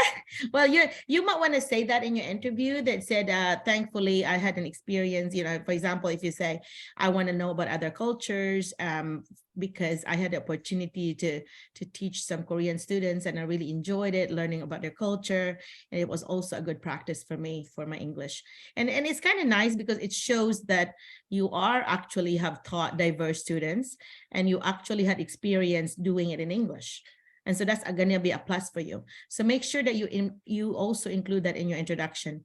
Okay. And and maybe instead of saying why you went into master's because you had a Filipino major, you might want to say because I'm interested in, like, kind of you alluded that, but maybe more direct about it, saying that because I really would like to help my students in special ed, mainstream my special ed kids, that I decided to pursue my master's in education in order to further help them. You can say something like that in order for them to know that you wanted to grow because of your students. Right? Okay. It's not because you just want to get around some kind of certification. I think it's better anytime when you answer any questions that you focus it on students. Okay. What are the benefits that students get because of what you did? Always. Okay. And then whenever they ask you other questions, always use a specific example. For example, I had a student name, whatever, don't ever use last name.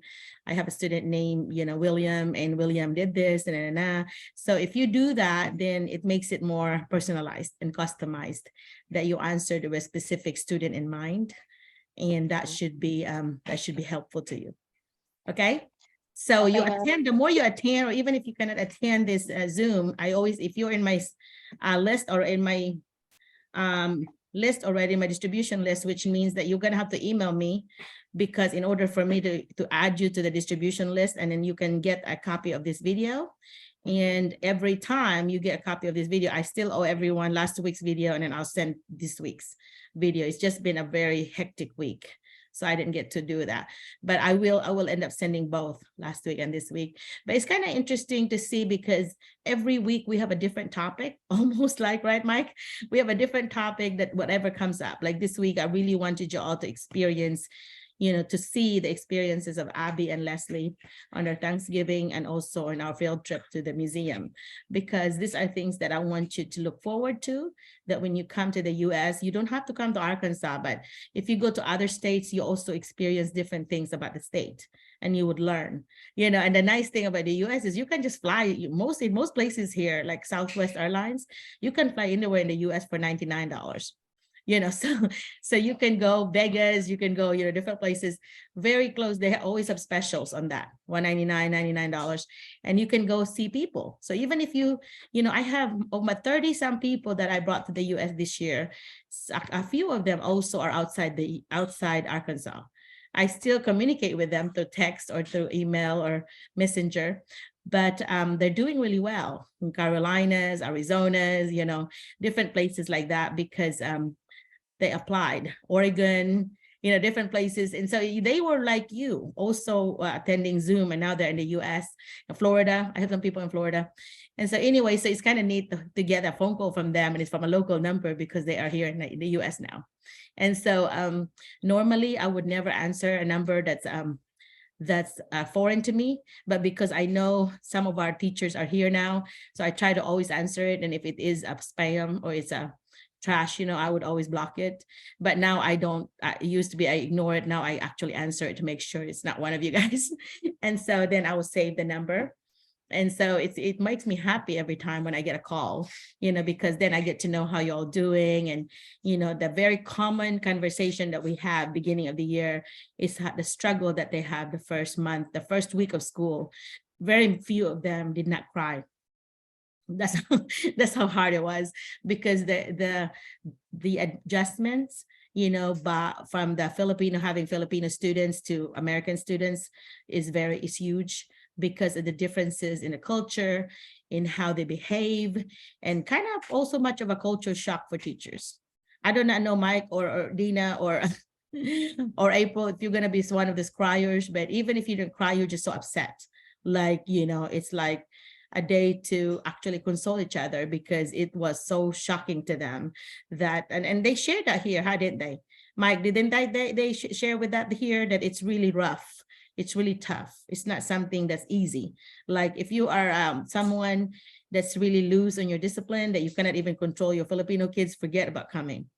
The kids are going to eat your lunch. They call that here. That means they're just going to give you a hard time, and you're just going to be upset. You're going to just be not having a good time and having a really bad experience. So if you're planning to come here, try to get stricter.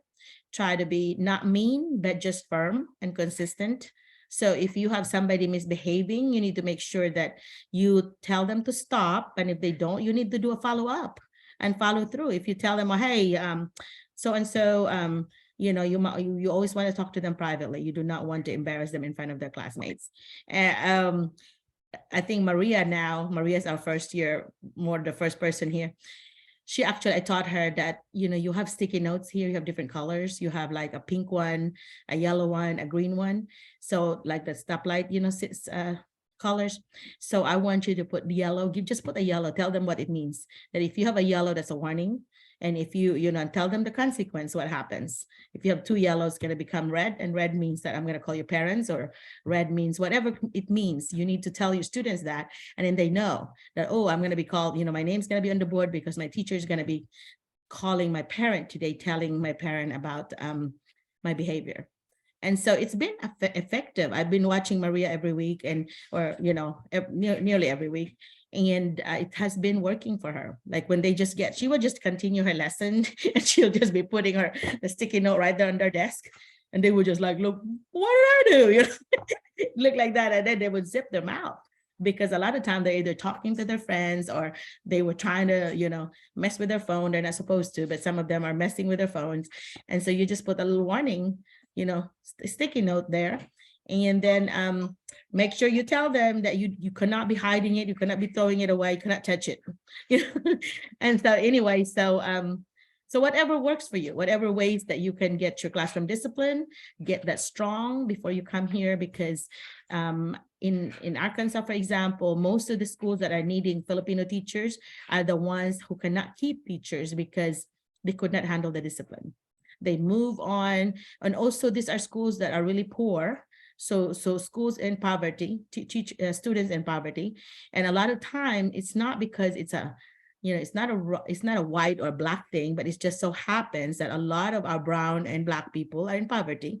So in these places, they're mostly black kids or black and brown kids, you know, Hispanic and all the Asian. Actually, here in America, they call the Asians as a perfect minority. Perfect minority means that we actually thrive as well, if not better than even whites. We kind of excel, you know, so they said we're a perfect minority. We are brown, we are whatever, yellow, but we actually excel. We actually do well in America. We don't struggle, you know, financially, we're okay. We're not really, you know, they're not very, we work so hard, I guess, that we're okay. We are like usually in the middle class or, you know, lower middle class or whatever, but still not in actual poverty, especially if you have our degrees. We actually do okay.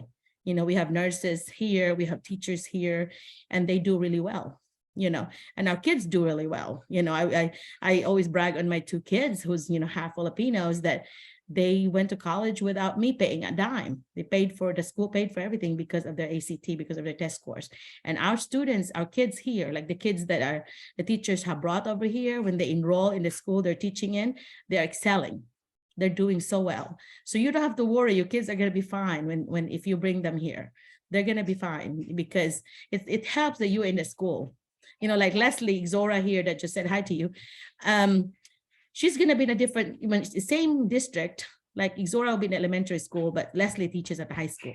So it's going to be the same district, but it will be a different building. But it will be okay because their school is really good. So it's not going to be a problem at all. But at first, I had this Filipino friend here in Salem that came, and she was already 14 years old then. And she was bullied, actually. She was like, and I was their advocate. So since I taught at that school, I knew the superintendent, I know the principal.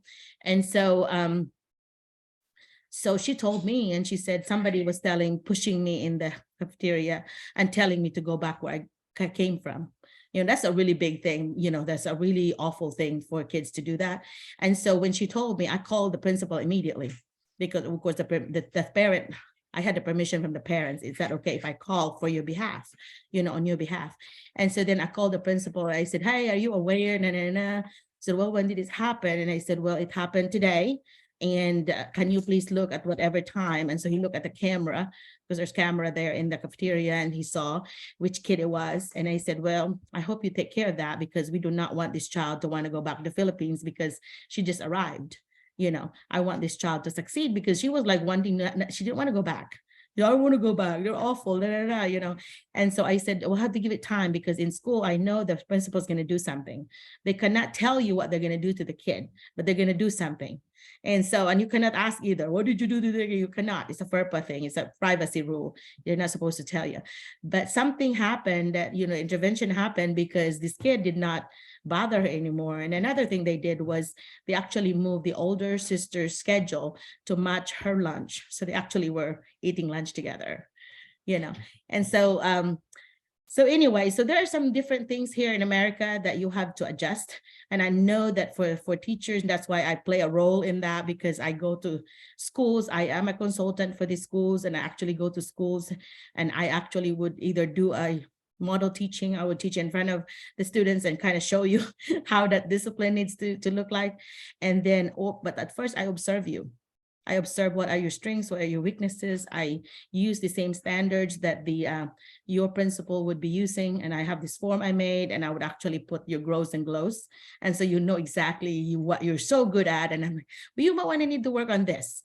And a lot of times what I'm seeing is discipline. You know, you need to be more consistent. You need to be more firm. Some of our high school teachers that just came this year, they were so afraid of the kids because they were so mean. They said they were like, they heard that some of the students actually went to somebody's house and shut up their house. And I'm like, you know, took some shots or whatever in the wall. And I said, oh, that's not going to happen, because even if they do like a verbal like insult to the teacher, you could call the cops. And every school in America has an SRO, which is a school resource officer, an SRO. And these are actual cops that the school either pay their salary or pay half of their salary, and they are full-time in the school. You will see their cops car right outside. And so if you have issue like that, you tell your SRO, and SRO will take care of it. If it's something beyond that, they actually call the sheriff, and the sheriff will come in here and actually could get this kid in trouble. You know, of course, the parents are always involved because they're under 18, but it's a big deal, you know. So don't ever worry that, oh, a student will hit me, a student will hurt me, because even if they just talk to you really badly through, you know, orally, they will get in big trouble, let alone trying to hit you, you know. So don't ever worry, don't have that fear, because they can see that, they can sense weakness, and they see that they, you know, oh, this teacher's gonna be lame. They're gonna misbehave. They're not gonna behave for you because this teacher's not gonna do anything, because this teacher is afraid of me.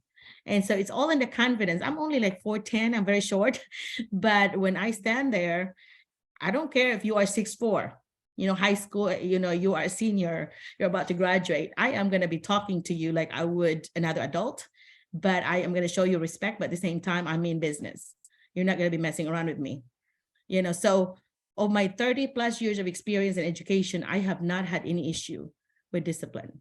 And I think and I was worried about that when I was still going to school at Arkansas State, and that's where I teach now, you know, I teach college also. And so I always worried about that. I'm like, oh, what if I go to the school and nobody would listen to me? And the students are like, just, you know, not do what I say. Well, it's really on the confidence thing. You know, and I joke with them. I said, well, fake it until you make it. You may not feel so confident inside, but just fake it. Like, I know what I'm doing. I'm the boss. I went to school 4 years plus my master's. You have to have that self-talk with you that, you know, you have all the knowledge and skills to be able to do this job.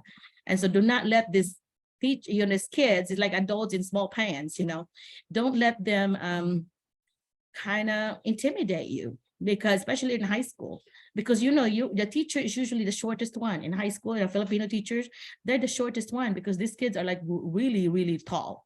And so do not let their height intimidate you, but just know your first week, your first month here is a culture shock. You're going to be so shocked about everything that's different here. Kids are not just going to be coming in and just listen to you like this. They're going to come in either dancing or, you know, talking or, you know, trying to be on their phone or whatever. So you have to establish that rule that when you come in my classroom, you know, I even put the learning zone on my door or on my top of my door, because once you come in, it's a learning zone. So you're not going to be messing around. You are going to be here ready to learn. The moment that you come in my room, you are ready to learn. no messing around, so in the hallway they could be, they're not supposed to talk, but a lot of the time they're talking in the hallway.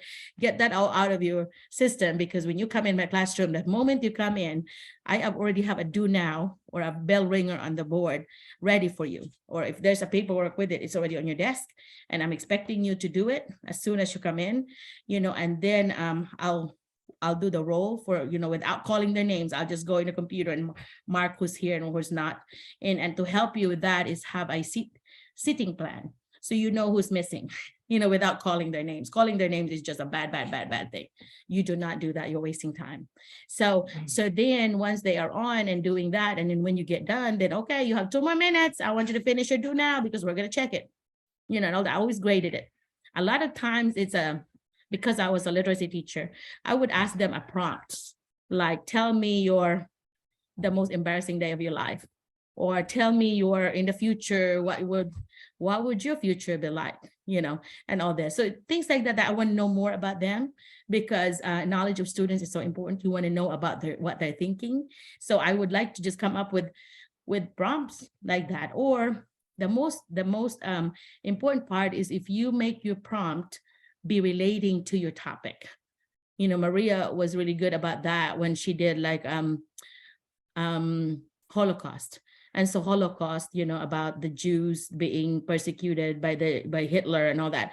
And so some of the things that she was asking on her prompt were the feelings. For example, Diary of Anne Frank was one of the resources that she used. So she said, how would this character would have felt? Would you have felt the same way? Something like that. So you have your content there, but then you bring the knowledge of students there by making it correlate to their lives or compare it with their lives. So anytime that you make the connection with your knowledge of content, which is your topic or strategies, to yourself, to the students, that's going to make it powerful. Because I had an author's chair. So I have this special chair in my room, and then they get to be author's chair because they get to read whatever they work, and I put author's chair on it, and they think that's so neat because it swivels and it's like this bar chair, a little tall, and they get to share what they are. So the kids are multitasking. So while they're doing their work, somebody that's finishing early could be sharing what they have. And then I usually had like a little sticker chart with their names on it, and if they share, because I don't force them to share, but they get a sticker. And 5 stickers, they get to go to my treasure box. And so it's kind of more of you don't have to do it, but if you do it, you're going to get something, out of it. And some of my treasures in the box would be like free homework night, or it could be, so little things like that. It doesn't have to be a thing. It could be something that they like, like a class thing that they could earn is like, we are going to do our work outside, especially on a springy day, like, starting in March, April, May. Those are really cool, really nice days here in America and Arkansas anyway. And so we bring a couple of blankets. I have a blanket for the boys, blanket for the girls, and we would actually be doing our work outside if we're doing some writing or whatever. And I'll bring if we have, we're close to a pole with a little, we can plug in our music, or if I have music with batteries, and I would actually put the music on, and we were doing our writing or whatever it is that we do. So that's one of the things that they like, is being able to do that under the tree, or you can spread out, and all this, and do their work. And then when we come back to the classroom, we're going to present what we did. So those are some things that you could do. But going back to your introduction, just remember that if there's any negative sounding thing that you do, try to make it positive. Okay.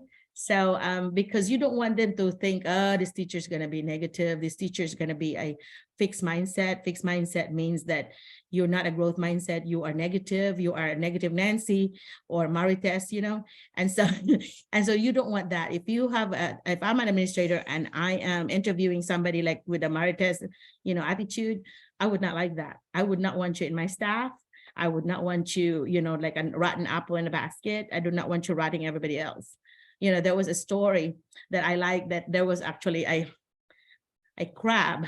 A crab was walking backwards, and they said, oh, don't worry about that. There's just one. The next day they looked, everybody else was walking backwards. And so, they could be just one person could just make that whole class mess up. So that's why you have to do your discipline and make it consistent so that that person cannot make everybody just walk backwards or misbehave for you. All right, moving on. Let me see. Who else, Mike? What's the next one? I know. Yeah, Ma'am Kresha. Ma'am Kresha. Kresha is now okay. Okay. Kresha. Trisha, you want to talk to us? Hello. Yes. Po. Hello. Yes. Hello. Sorry for that. Hello, good evening and good morning in the US. Is it Morning. morning there? Uh-huh. Hello. I was invited by my friend and I thank her for that. And I want to introduce myself. I am Crusher May Gonzalez. I was a graduate of Bachelor of Elementary Education. And at the moment, I am earning 12 units in Master of Arts in Special Education with specialization in moderate to severe disabilities. Okay. And right now, I teaching for 8 years, 3 years in private and 5 years in public school. And at this school year, I have experienced inclusion because I have one mainstream student. And yeah, this year is plus one, it's a challenging school year for me because it feels like a first time after 2 years from COVID outbreak. Oh. So this is not my first year in teaching grade 1, but during my first 3 months in grade 1 teaching grade 1, I was like, oh my god, it feels like I am in my first year in service. But I have to, and I adjusted because if I can able to do that, I can implement and handle and instruct my students 100% well. And in my classroom management, I do modeling. We all know that in primary level, kinder, grade 1, those years are their formative years. So that is why I really follow modeling. Even in being polite, I have to talk to them to be polite for them to follow. I do not implement like you have to be polite. I do not do that in grade 1, but I have to realize, I have to make them realize how it feels like to be polite and how to be polite. So you're modeling. Yeah, you modeling. yes. And emphasizing it, mom, and I do accommodating in my mainstream one student, so they follow. My regular students follow me. I call my 12-year-old mainstream student Kuya. I did not tell them you have to call him Kuya. So they call him naturally. So at that moment, gradually in the first, second, third months of being a in-person classroom-based teacher in grade 1, slowly, gradually, I have adjusted, and I believe by now they have just adjusted too. So the implementation and structure in the classroom is getting better every day. And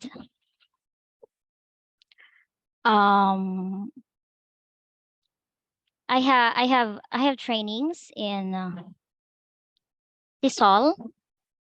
Just I acquired my certificate 2 months ago. And at the moment I am applying for sideline. And what I like to I mean I have the drive now to teach and work abroad in the US to be exact, because I want to see myself how far I can go personally and professionally. And I believe teaching in the US or any other country is the best way to experience those new learnings I want to I want to have in my heart. And to grow and learn new experience with different people. And I believe every country, the USA has a rich culture. And I'm so excited to experience that. And at the same time, inversely, I am so excited to share mine. So right now I am so driven and um I will be claiming it that I will be given the opportunity to work and experience new things with new environment, and I will claiming it now. Thank you for this opportunity, ma'am. Mhm. Thank you. Well, Krisha, you did an awesome job. You're very fluent. I can tell that your English is very fluent, so that's going to help you when you interview. And good that you said the USA instead of just USA. And when you say about your experience, you may want to say, I have been teaching for 8 years. Have been instead of I am, teaching 8 years. You say I have been teaching for 8 years. Okay, something really simple like that. But other than that, your answers are really good because you actually talk about your the way that you teach your character development in your classroom, how you model and how you emulate.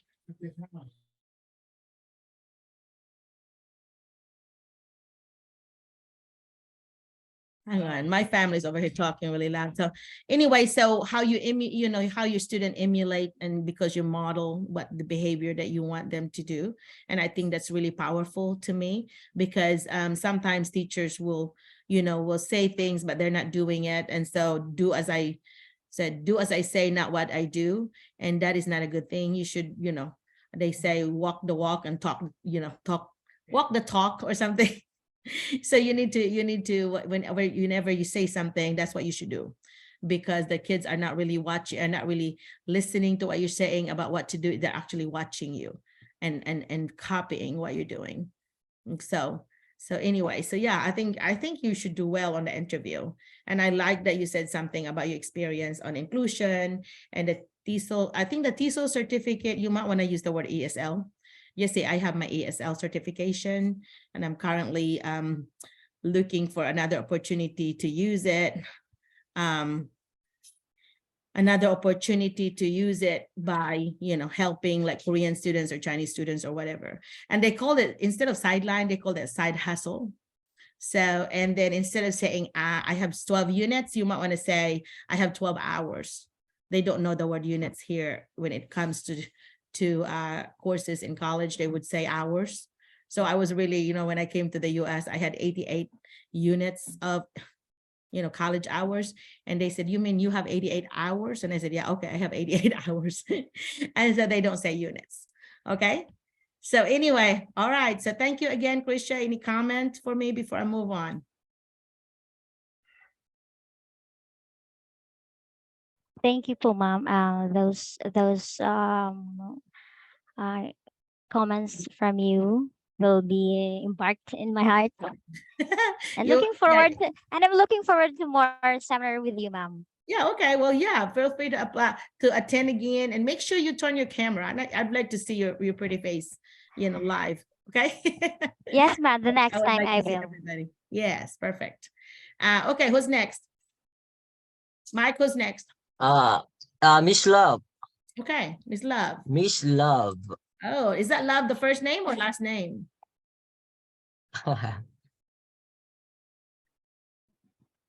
Hello, good evening po. Hello. Hello, ma'am. Hello, sir. Good morning and good evening here in the Philippines. Well, I'm Lovelyn Ballesteros, 35 years old, and a graduate of Bachelor in Elementary Education. I have been teaching. Oh, I have learned already, ma'am. Yes, I have been. Right. I have been teaching for 12 years now. In my first year of experience I was a first grade teacher. In my 9 years of teaching experience, I have been teaching in the 6th grade, and another year is I have taught in Kuwait for 1 year before the pandemic starts. I taught the yes, ma'am. I taught there the preschool, particularly ages 3 years old to 5 years old. So, well, first and foremost, I choose to apply or to teach in USA because since I already experienced teaching abroad, well, I find myself to um, looking forward for more challenges for yeah, it's for my professional growth. And I have learned in Kuwait, ma'am, that I love looking at other nationalities because in our school we have Lebanese teachers. I have also American teacher. Yeah, I have one U.S.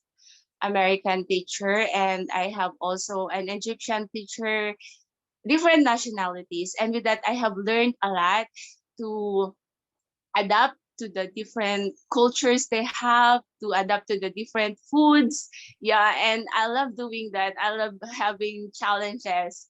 And in my teaching experience in Kuwait, mom, I have this kid named Muhammad. And every time he went to school, he goes to school, he will just cry and cry and cry. And then with that, I was challenged. And what I have done, mom, is to talk to his parents why he's reacting that way, and his parents cannot even answer me. So I talked to my supervisor, what am I going to do? Because first rule is to talk to your supervisor, because as a newbie there in Kuwait, I don't know yet the rules. So I talked to our supervisor, and then she told me to look for something, for more activities that Muhammad would love to do in school, so that he will he will no longer cry. So every day, mom, when Muhammad enters the school,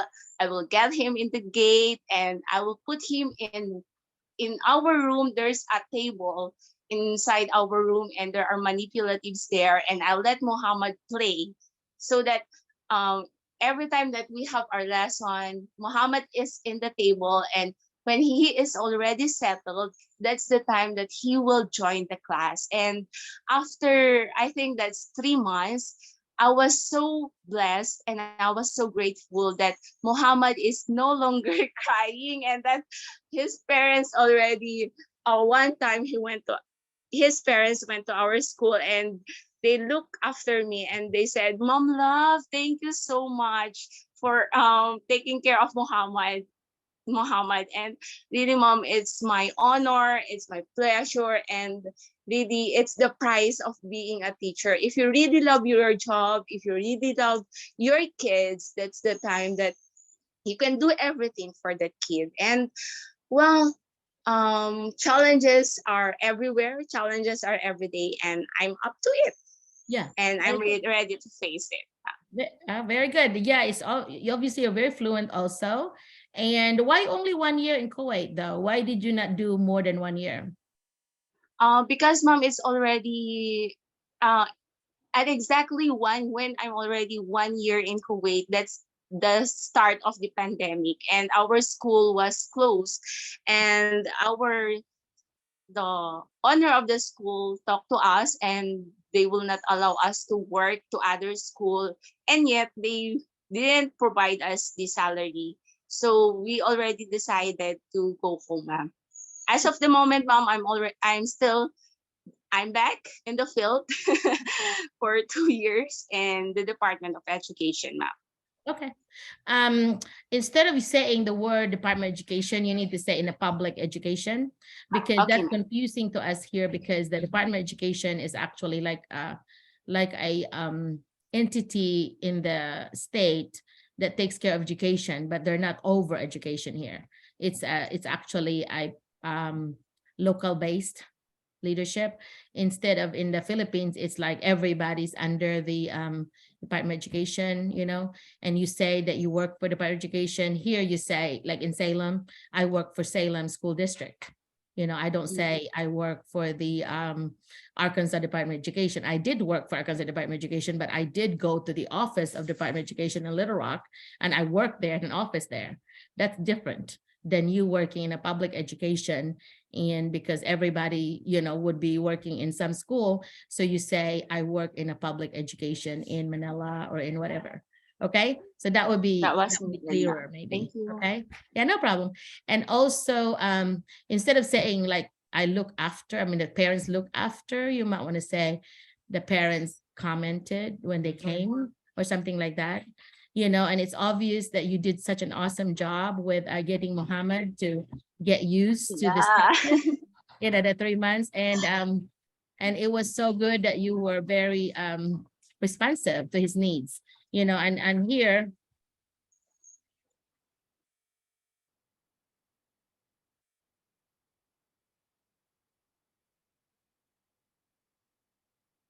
they have, I've taught about this. There are 5 core propositions, and you hit the first 2, which is knowledge of education and knowledge of students and knowledge of your content, which is your strategies. And you obviously apply that. And that last 3 are assessment, reflection, and collaboration. And you obviously assess what he needed, and you obviously reflected if it worked or not. And you obviously collaborated with the parents. So you did all 5. So that's a good thing when you hit all 5 core propositions. And so, Yes. yeah, right? Do you think those are the ones that are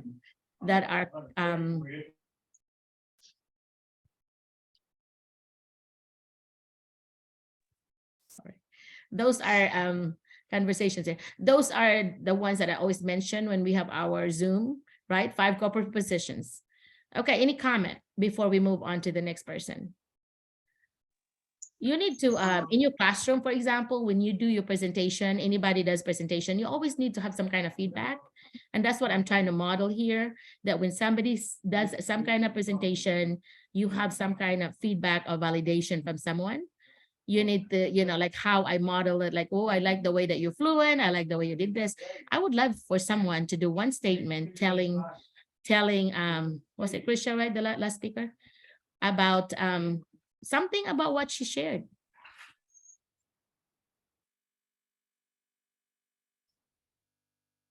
For me, Mom, thank you so much, and I appreciate so much your advices to us, because not all of the supervisors in the States would help us or give us clues or advices how we are going to apply or pass the interviews, or how are we going to pass whatever visa we will be having. So thank you so much, Mom, and I really learned a lot. Well, you're welcome. Make sure that you send me your information, so I put you in my distribution list, and I need your resume and cover letter, okay? So that Yes, you ma'am. will be getting everything I'm sending out. And I guess I'm sure Mike already got you in the group chat, and maybe the support group. Mike, are they already members of our support group? Doc, I already posted the link in the chat box, Yeah. and I guess I already added 2 in the chat group. Yeah, make sure you ask them if they want to be added first. But the nice thing about it is we post all the pictures and all that stuff. Like we talked to you about those experiences that the ladies have here. They're going to be posted in those websites. So it's kind of neat. You know, you see them meeting their husbands in the airport. You see them doing all kinds of new things here. And I think that's good for you to know, to expect what's going to be happening here. Did I cover everybody that's new? Yep, we have, oh no, we already did go over time. Yes, Doc. We had so much delay when we were looking at the pictures. But anyway, I want to finish Yes. all the new ones, and then we can just like say our final comments and we're done. Who did we miss? Annalyn? Is it Annalyn the same? Yeah, I think she's done already, ma'am. So who else Joel, you didn't talk to us today, Joel?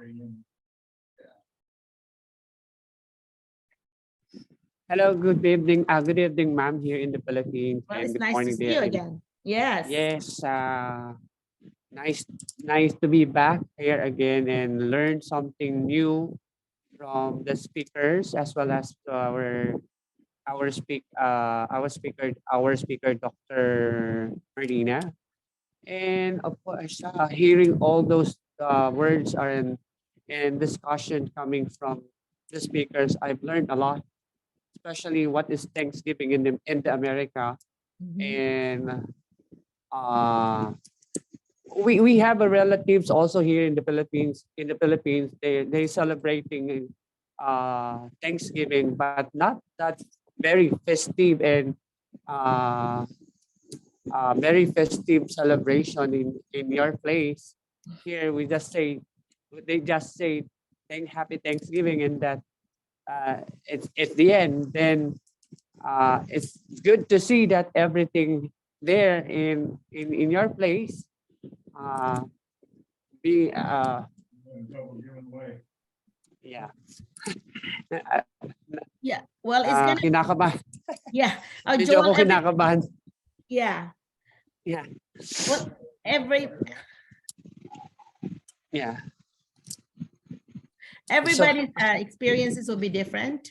So if you Yeah. come to the US, with Arkansas or any other state, whatever family you're visiting during Thanksgiving is going to have their own tradition, family traditions and things that they do, food that they eat or whatever. So yeah. Medyo lang po ako kinabahan, Dr. Marlena. Why are you nervous? I don't know why you're nervous. We're all Filipinos here. Yeah. Filipino rin ako eh. Filipino rin Bigla ako. akong kinabahan kasi I was doing something here because I have to finish reports and submit it to my principal, and then it was then I was a surprise calling me back again to say something. And That's okay. actually listening from you and from the speakers, I've learned a lot. And of course, especially grammar, especially I'm taking down notes. I'm taking down notes, madam. Oh, I'm good. taking down notes, and everything is noted. Positive characters if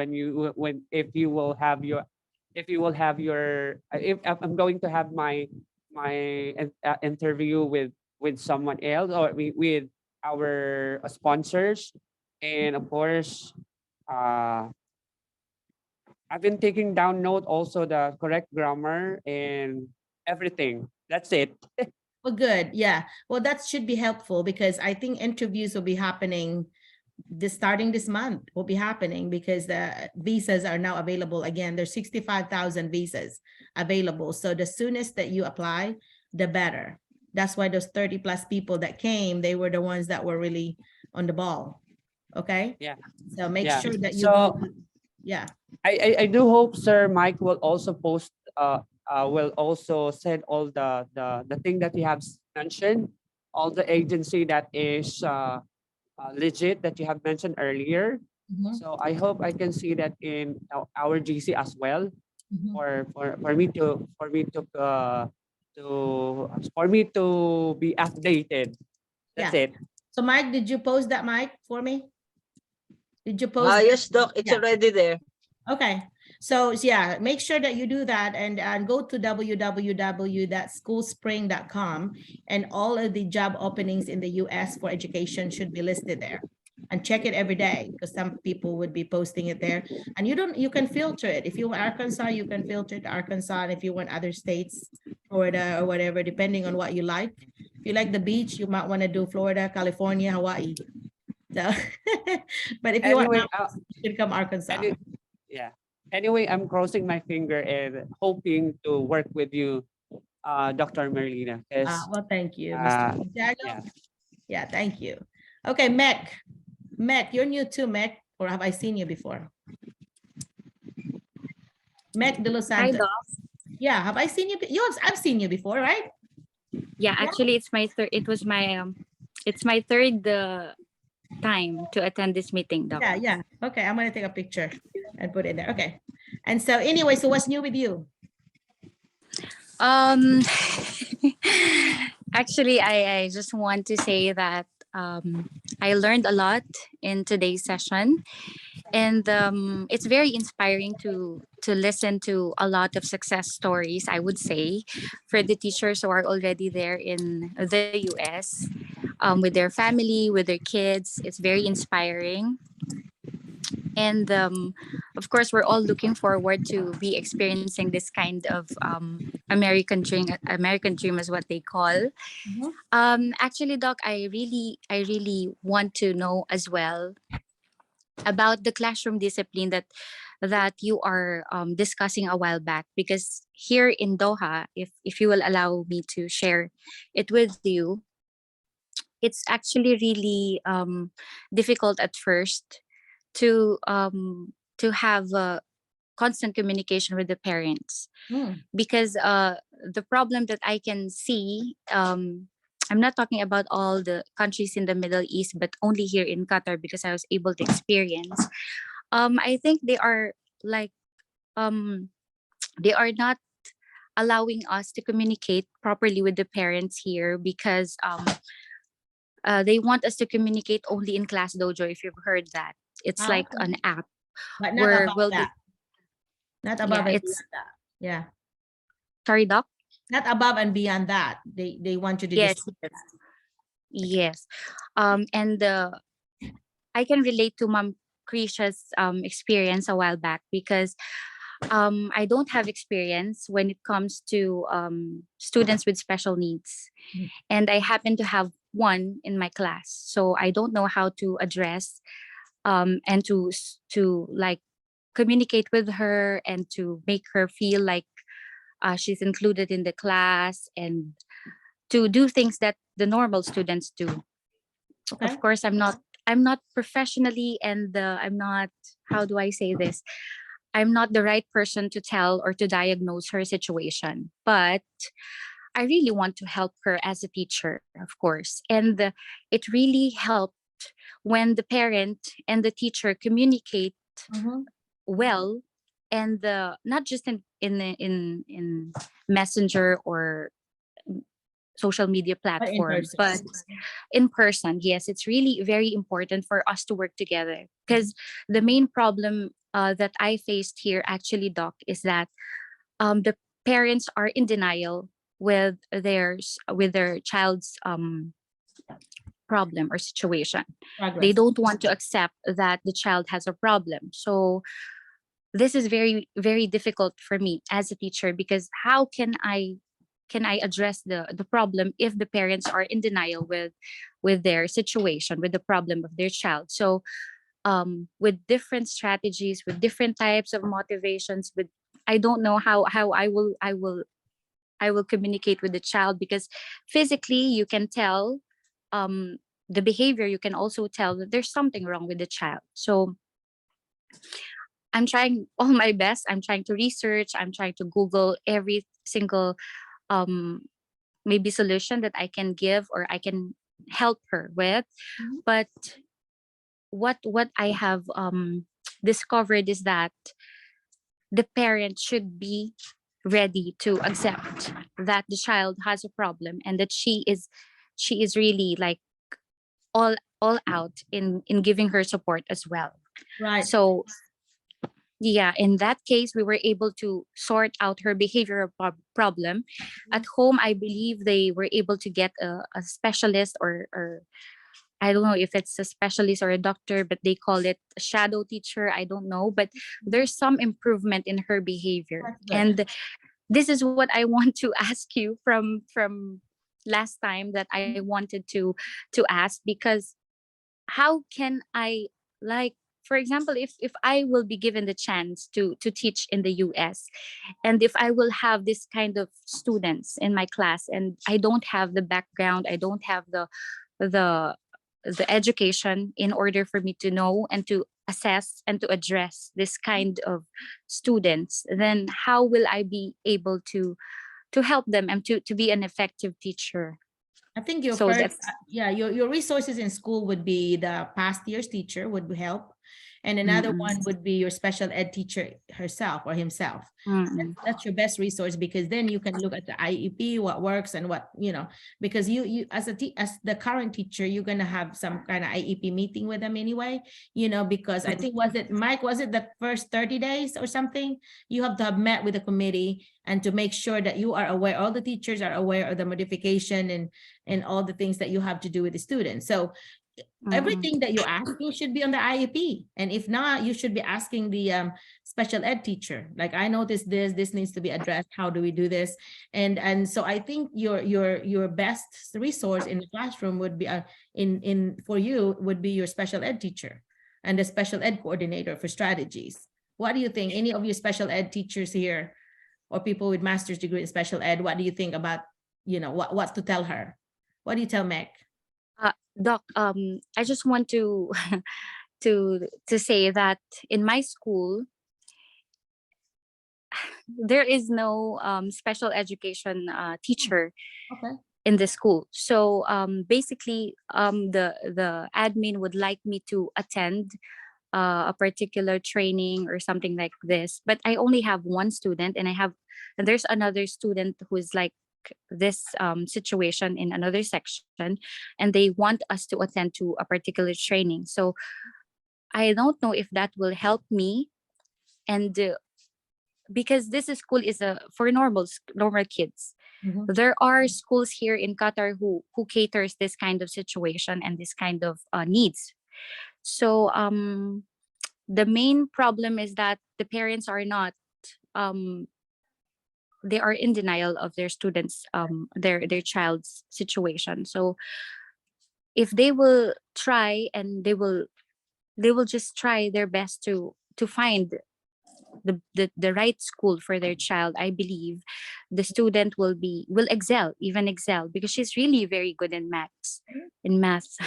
Well, because you don't have a special ed teacher, why won't you call in a meeting with either you and a teacher, or even include your counselor and your principal? It's like a committee meeting, and that way everybody can come up with a brainstorm together, on what are the best ways to help the student. Because then if you have somebody that's above you, like your principal, sometimes it might be more helpful to the, because I think most people would actually,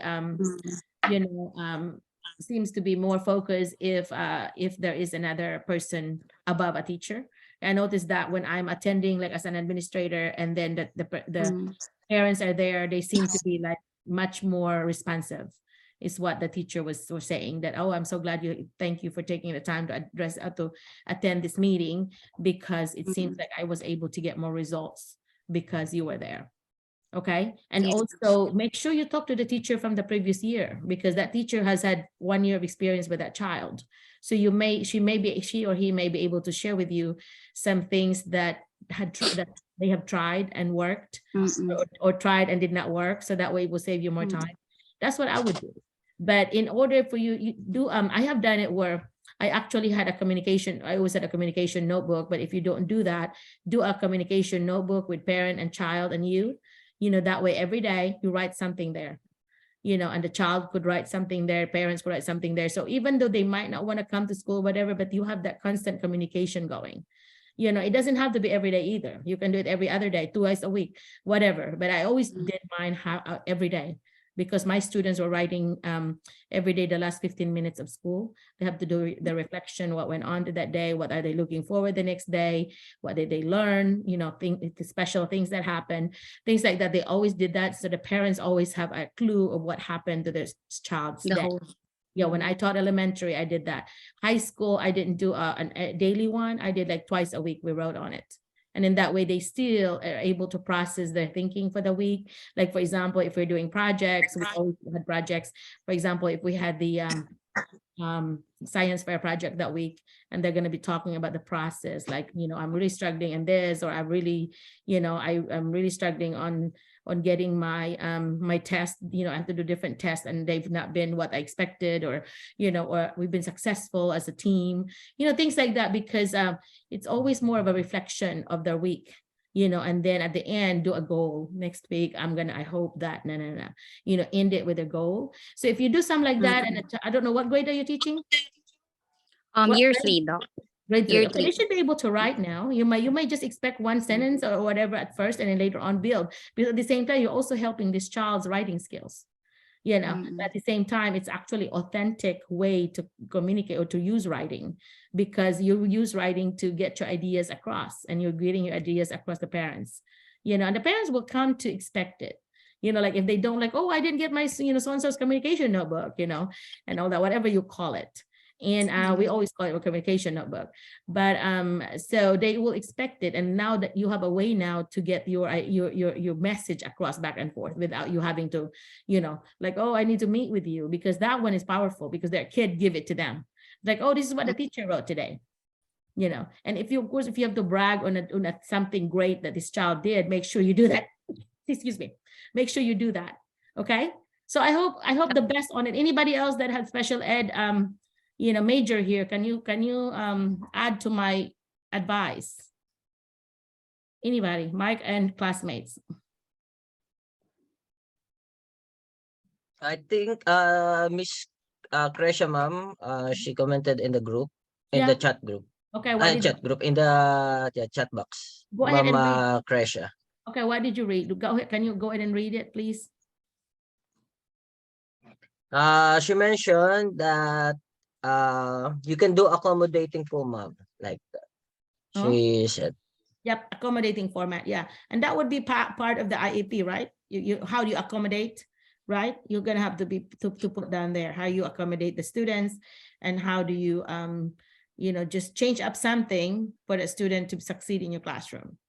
But it sounds like yours in America. If you were in America, if the student was in America, I would actually invite that teacher or that parent to shadow so many days, how many days that she could. Like I invite her to come, why don't you come and observe with me and all that, and we can just like talk about it during lunch or whatever. But would you come for an hour, whatever time that she could spare, and in that way she could actually observe it herself. We don't have to say anything, that the parent would observe herself, you know, because I don't know if the child would act the same when the parents are there, is there. She will get a clue of how the child, you know, is looking like in this classroom. But I've done that before too. I had a child that's like, oh, this parent seems like she almost thought like I was lying, and this child was like lying, you know, telling the truth.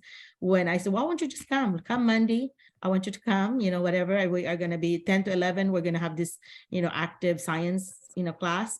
And this will be a good time for you to watch how he would work with teams and so on. And so, of course, they were busy. So the child forgot the parent was there, and he was acting normal. So what he always, you know, does, and then the parents start to believe, oh yeah, I know what you mean now, you know. But it's hard to believe, because, you know, as a default, we parents always think that our children are gifted, they're genius, you know. That's just the default that we have. We're not going to say, oh, my child will be a dummy, you know. We don't ever say that. But every parent is going to have this idea that our child is a genius, and there's only a few out there. But so you have to remember that they send you the best. They are sending you their best. Just remember that, okay? And so their best, if you're saying something that their best is not good enough, they are not going to take it. Okay, so they have to watch that their best needs a little help, you know. Yeah, right? Yeah. Yes. Good. Thank you for asking that. Yeah. And, Thank you, Doc. okay, thank you. Okay, any other last minute? I could just any other, I know everybody you have talked, except everybody talk. Okay, so last minute thing, a couple of people that would do last comment. We have covered quite a bit today, and I'm sorry that it's late. We did have a lot of delay during whenever we're trying to figure out the pictures. But I felt like we covered a lot about the Thanksgiving, about the museum, and about everybody's ideas and the new folks here. Thank you so much. And by the way, Meg, I am featuring you on our support group, so your picture will be in there if it's okay with you. Okay, I try to feature different people. Thank you. I have Joel. I should have done Joel, because I have been doing ladies, but Mike's the only guy of time, and Joel that didn't have a picture either today. So Mike, please forgive me. There's always girls, women. I shared that I don't want to do 3 women in a row or 3 men in a row, you know, 3 male students and female students in a row. But yes. Ma'am Mek is used to be my co-teacher here in the Philippines when Oh, she really? was here in the Philippines before. She taught also junior high school here in Okay. public. Oh, okay. But Joel, I think I've already featured Joel before, I think, right? Yes, I ma'am. have, yeah. So I'll just stay with Meg then. All right. So that's nice, the small world that you did teach with her before. Yay. Ma'am Anyway. Alginia also, ma'am. Merlina yeah, is Ma'am actually Alginia. our colleague. Yeah, Oh, we yeah. work in the same school in the Philippines. Yeah, hopefully if you come here, you'll just be close to the same area. It's kind of neat to have to see some folks like Lord Christy. willing, though, hopefully. Yeah, just like Leslie and Abby being aunt and niece, and they're able to be here together. Yeah. So okay, so I think that's all I have. And unless you have some last minute thing you want to say to everyone, thank you for asking Meg about the idea about special ed. And I think if you think about it, when we have our Zoom, if you have questions like that, I think it's a good thing to bring it up, because I don't have all the answers, but I think we have a lot of brains over here that could help me answer. Okay. Yes, I did take a few special ed classes because I do have my license to become an administrator for special ed and curriculum. But because I didn't really have that degree in it, like a master's in it or whatever, and did not have the experience of just having special ed, I don't feel like I'm as comfortable. I have taught, where the students are always mainstream in my classroom, they might go like social studies, they might go to the special ed or something, and then the rest of the time they're with me. And then what happened is if they struggle really hard, and then I sent the work back with to the special ed teacher with the student, and then they got extra. That's kind of how we did it. But every school and every special ed teacher does it differently. So however your school does it, you need to find out. All right. Okay. So I guess I'll have to say bye-bye and until next week, and I appreciate you coming in, and I'll send you your 2 videos, one from this week and last week. Okay, so see you next week. I cannot believe it's gonna be like December or something already, right? It's gonna be December 3 or something. 1, 5, 7. What is that? 4, 3, maybe December 3 when we meet again. So can't believe Christmas already, and I've not done any of my Christmas shopping. So anyway, okay, bye. I guess I'll have to bring some Filipino teachers. Bye, Doc. Bye, Doc. Okay, bye-bye. Thank you. Thank you, Doc. Bye po, Doc. Bye, Thank you so guys. much. Sir Mike, salamat po. Salamat, Thank everyone. Welcome po. you. Welcome po. See you again next time. Next Yeah, thank Saturday. you. Bye, Ma'am Meg.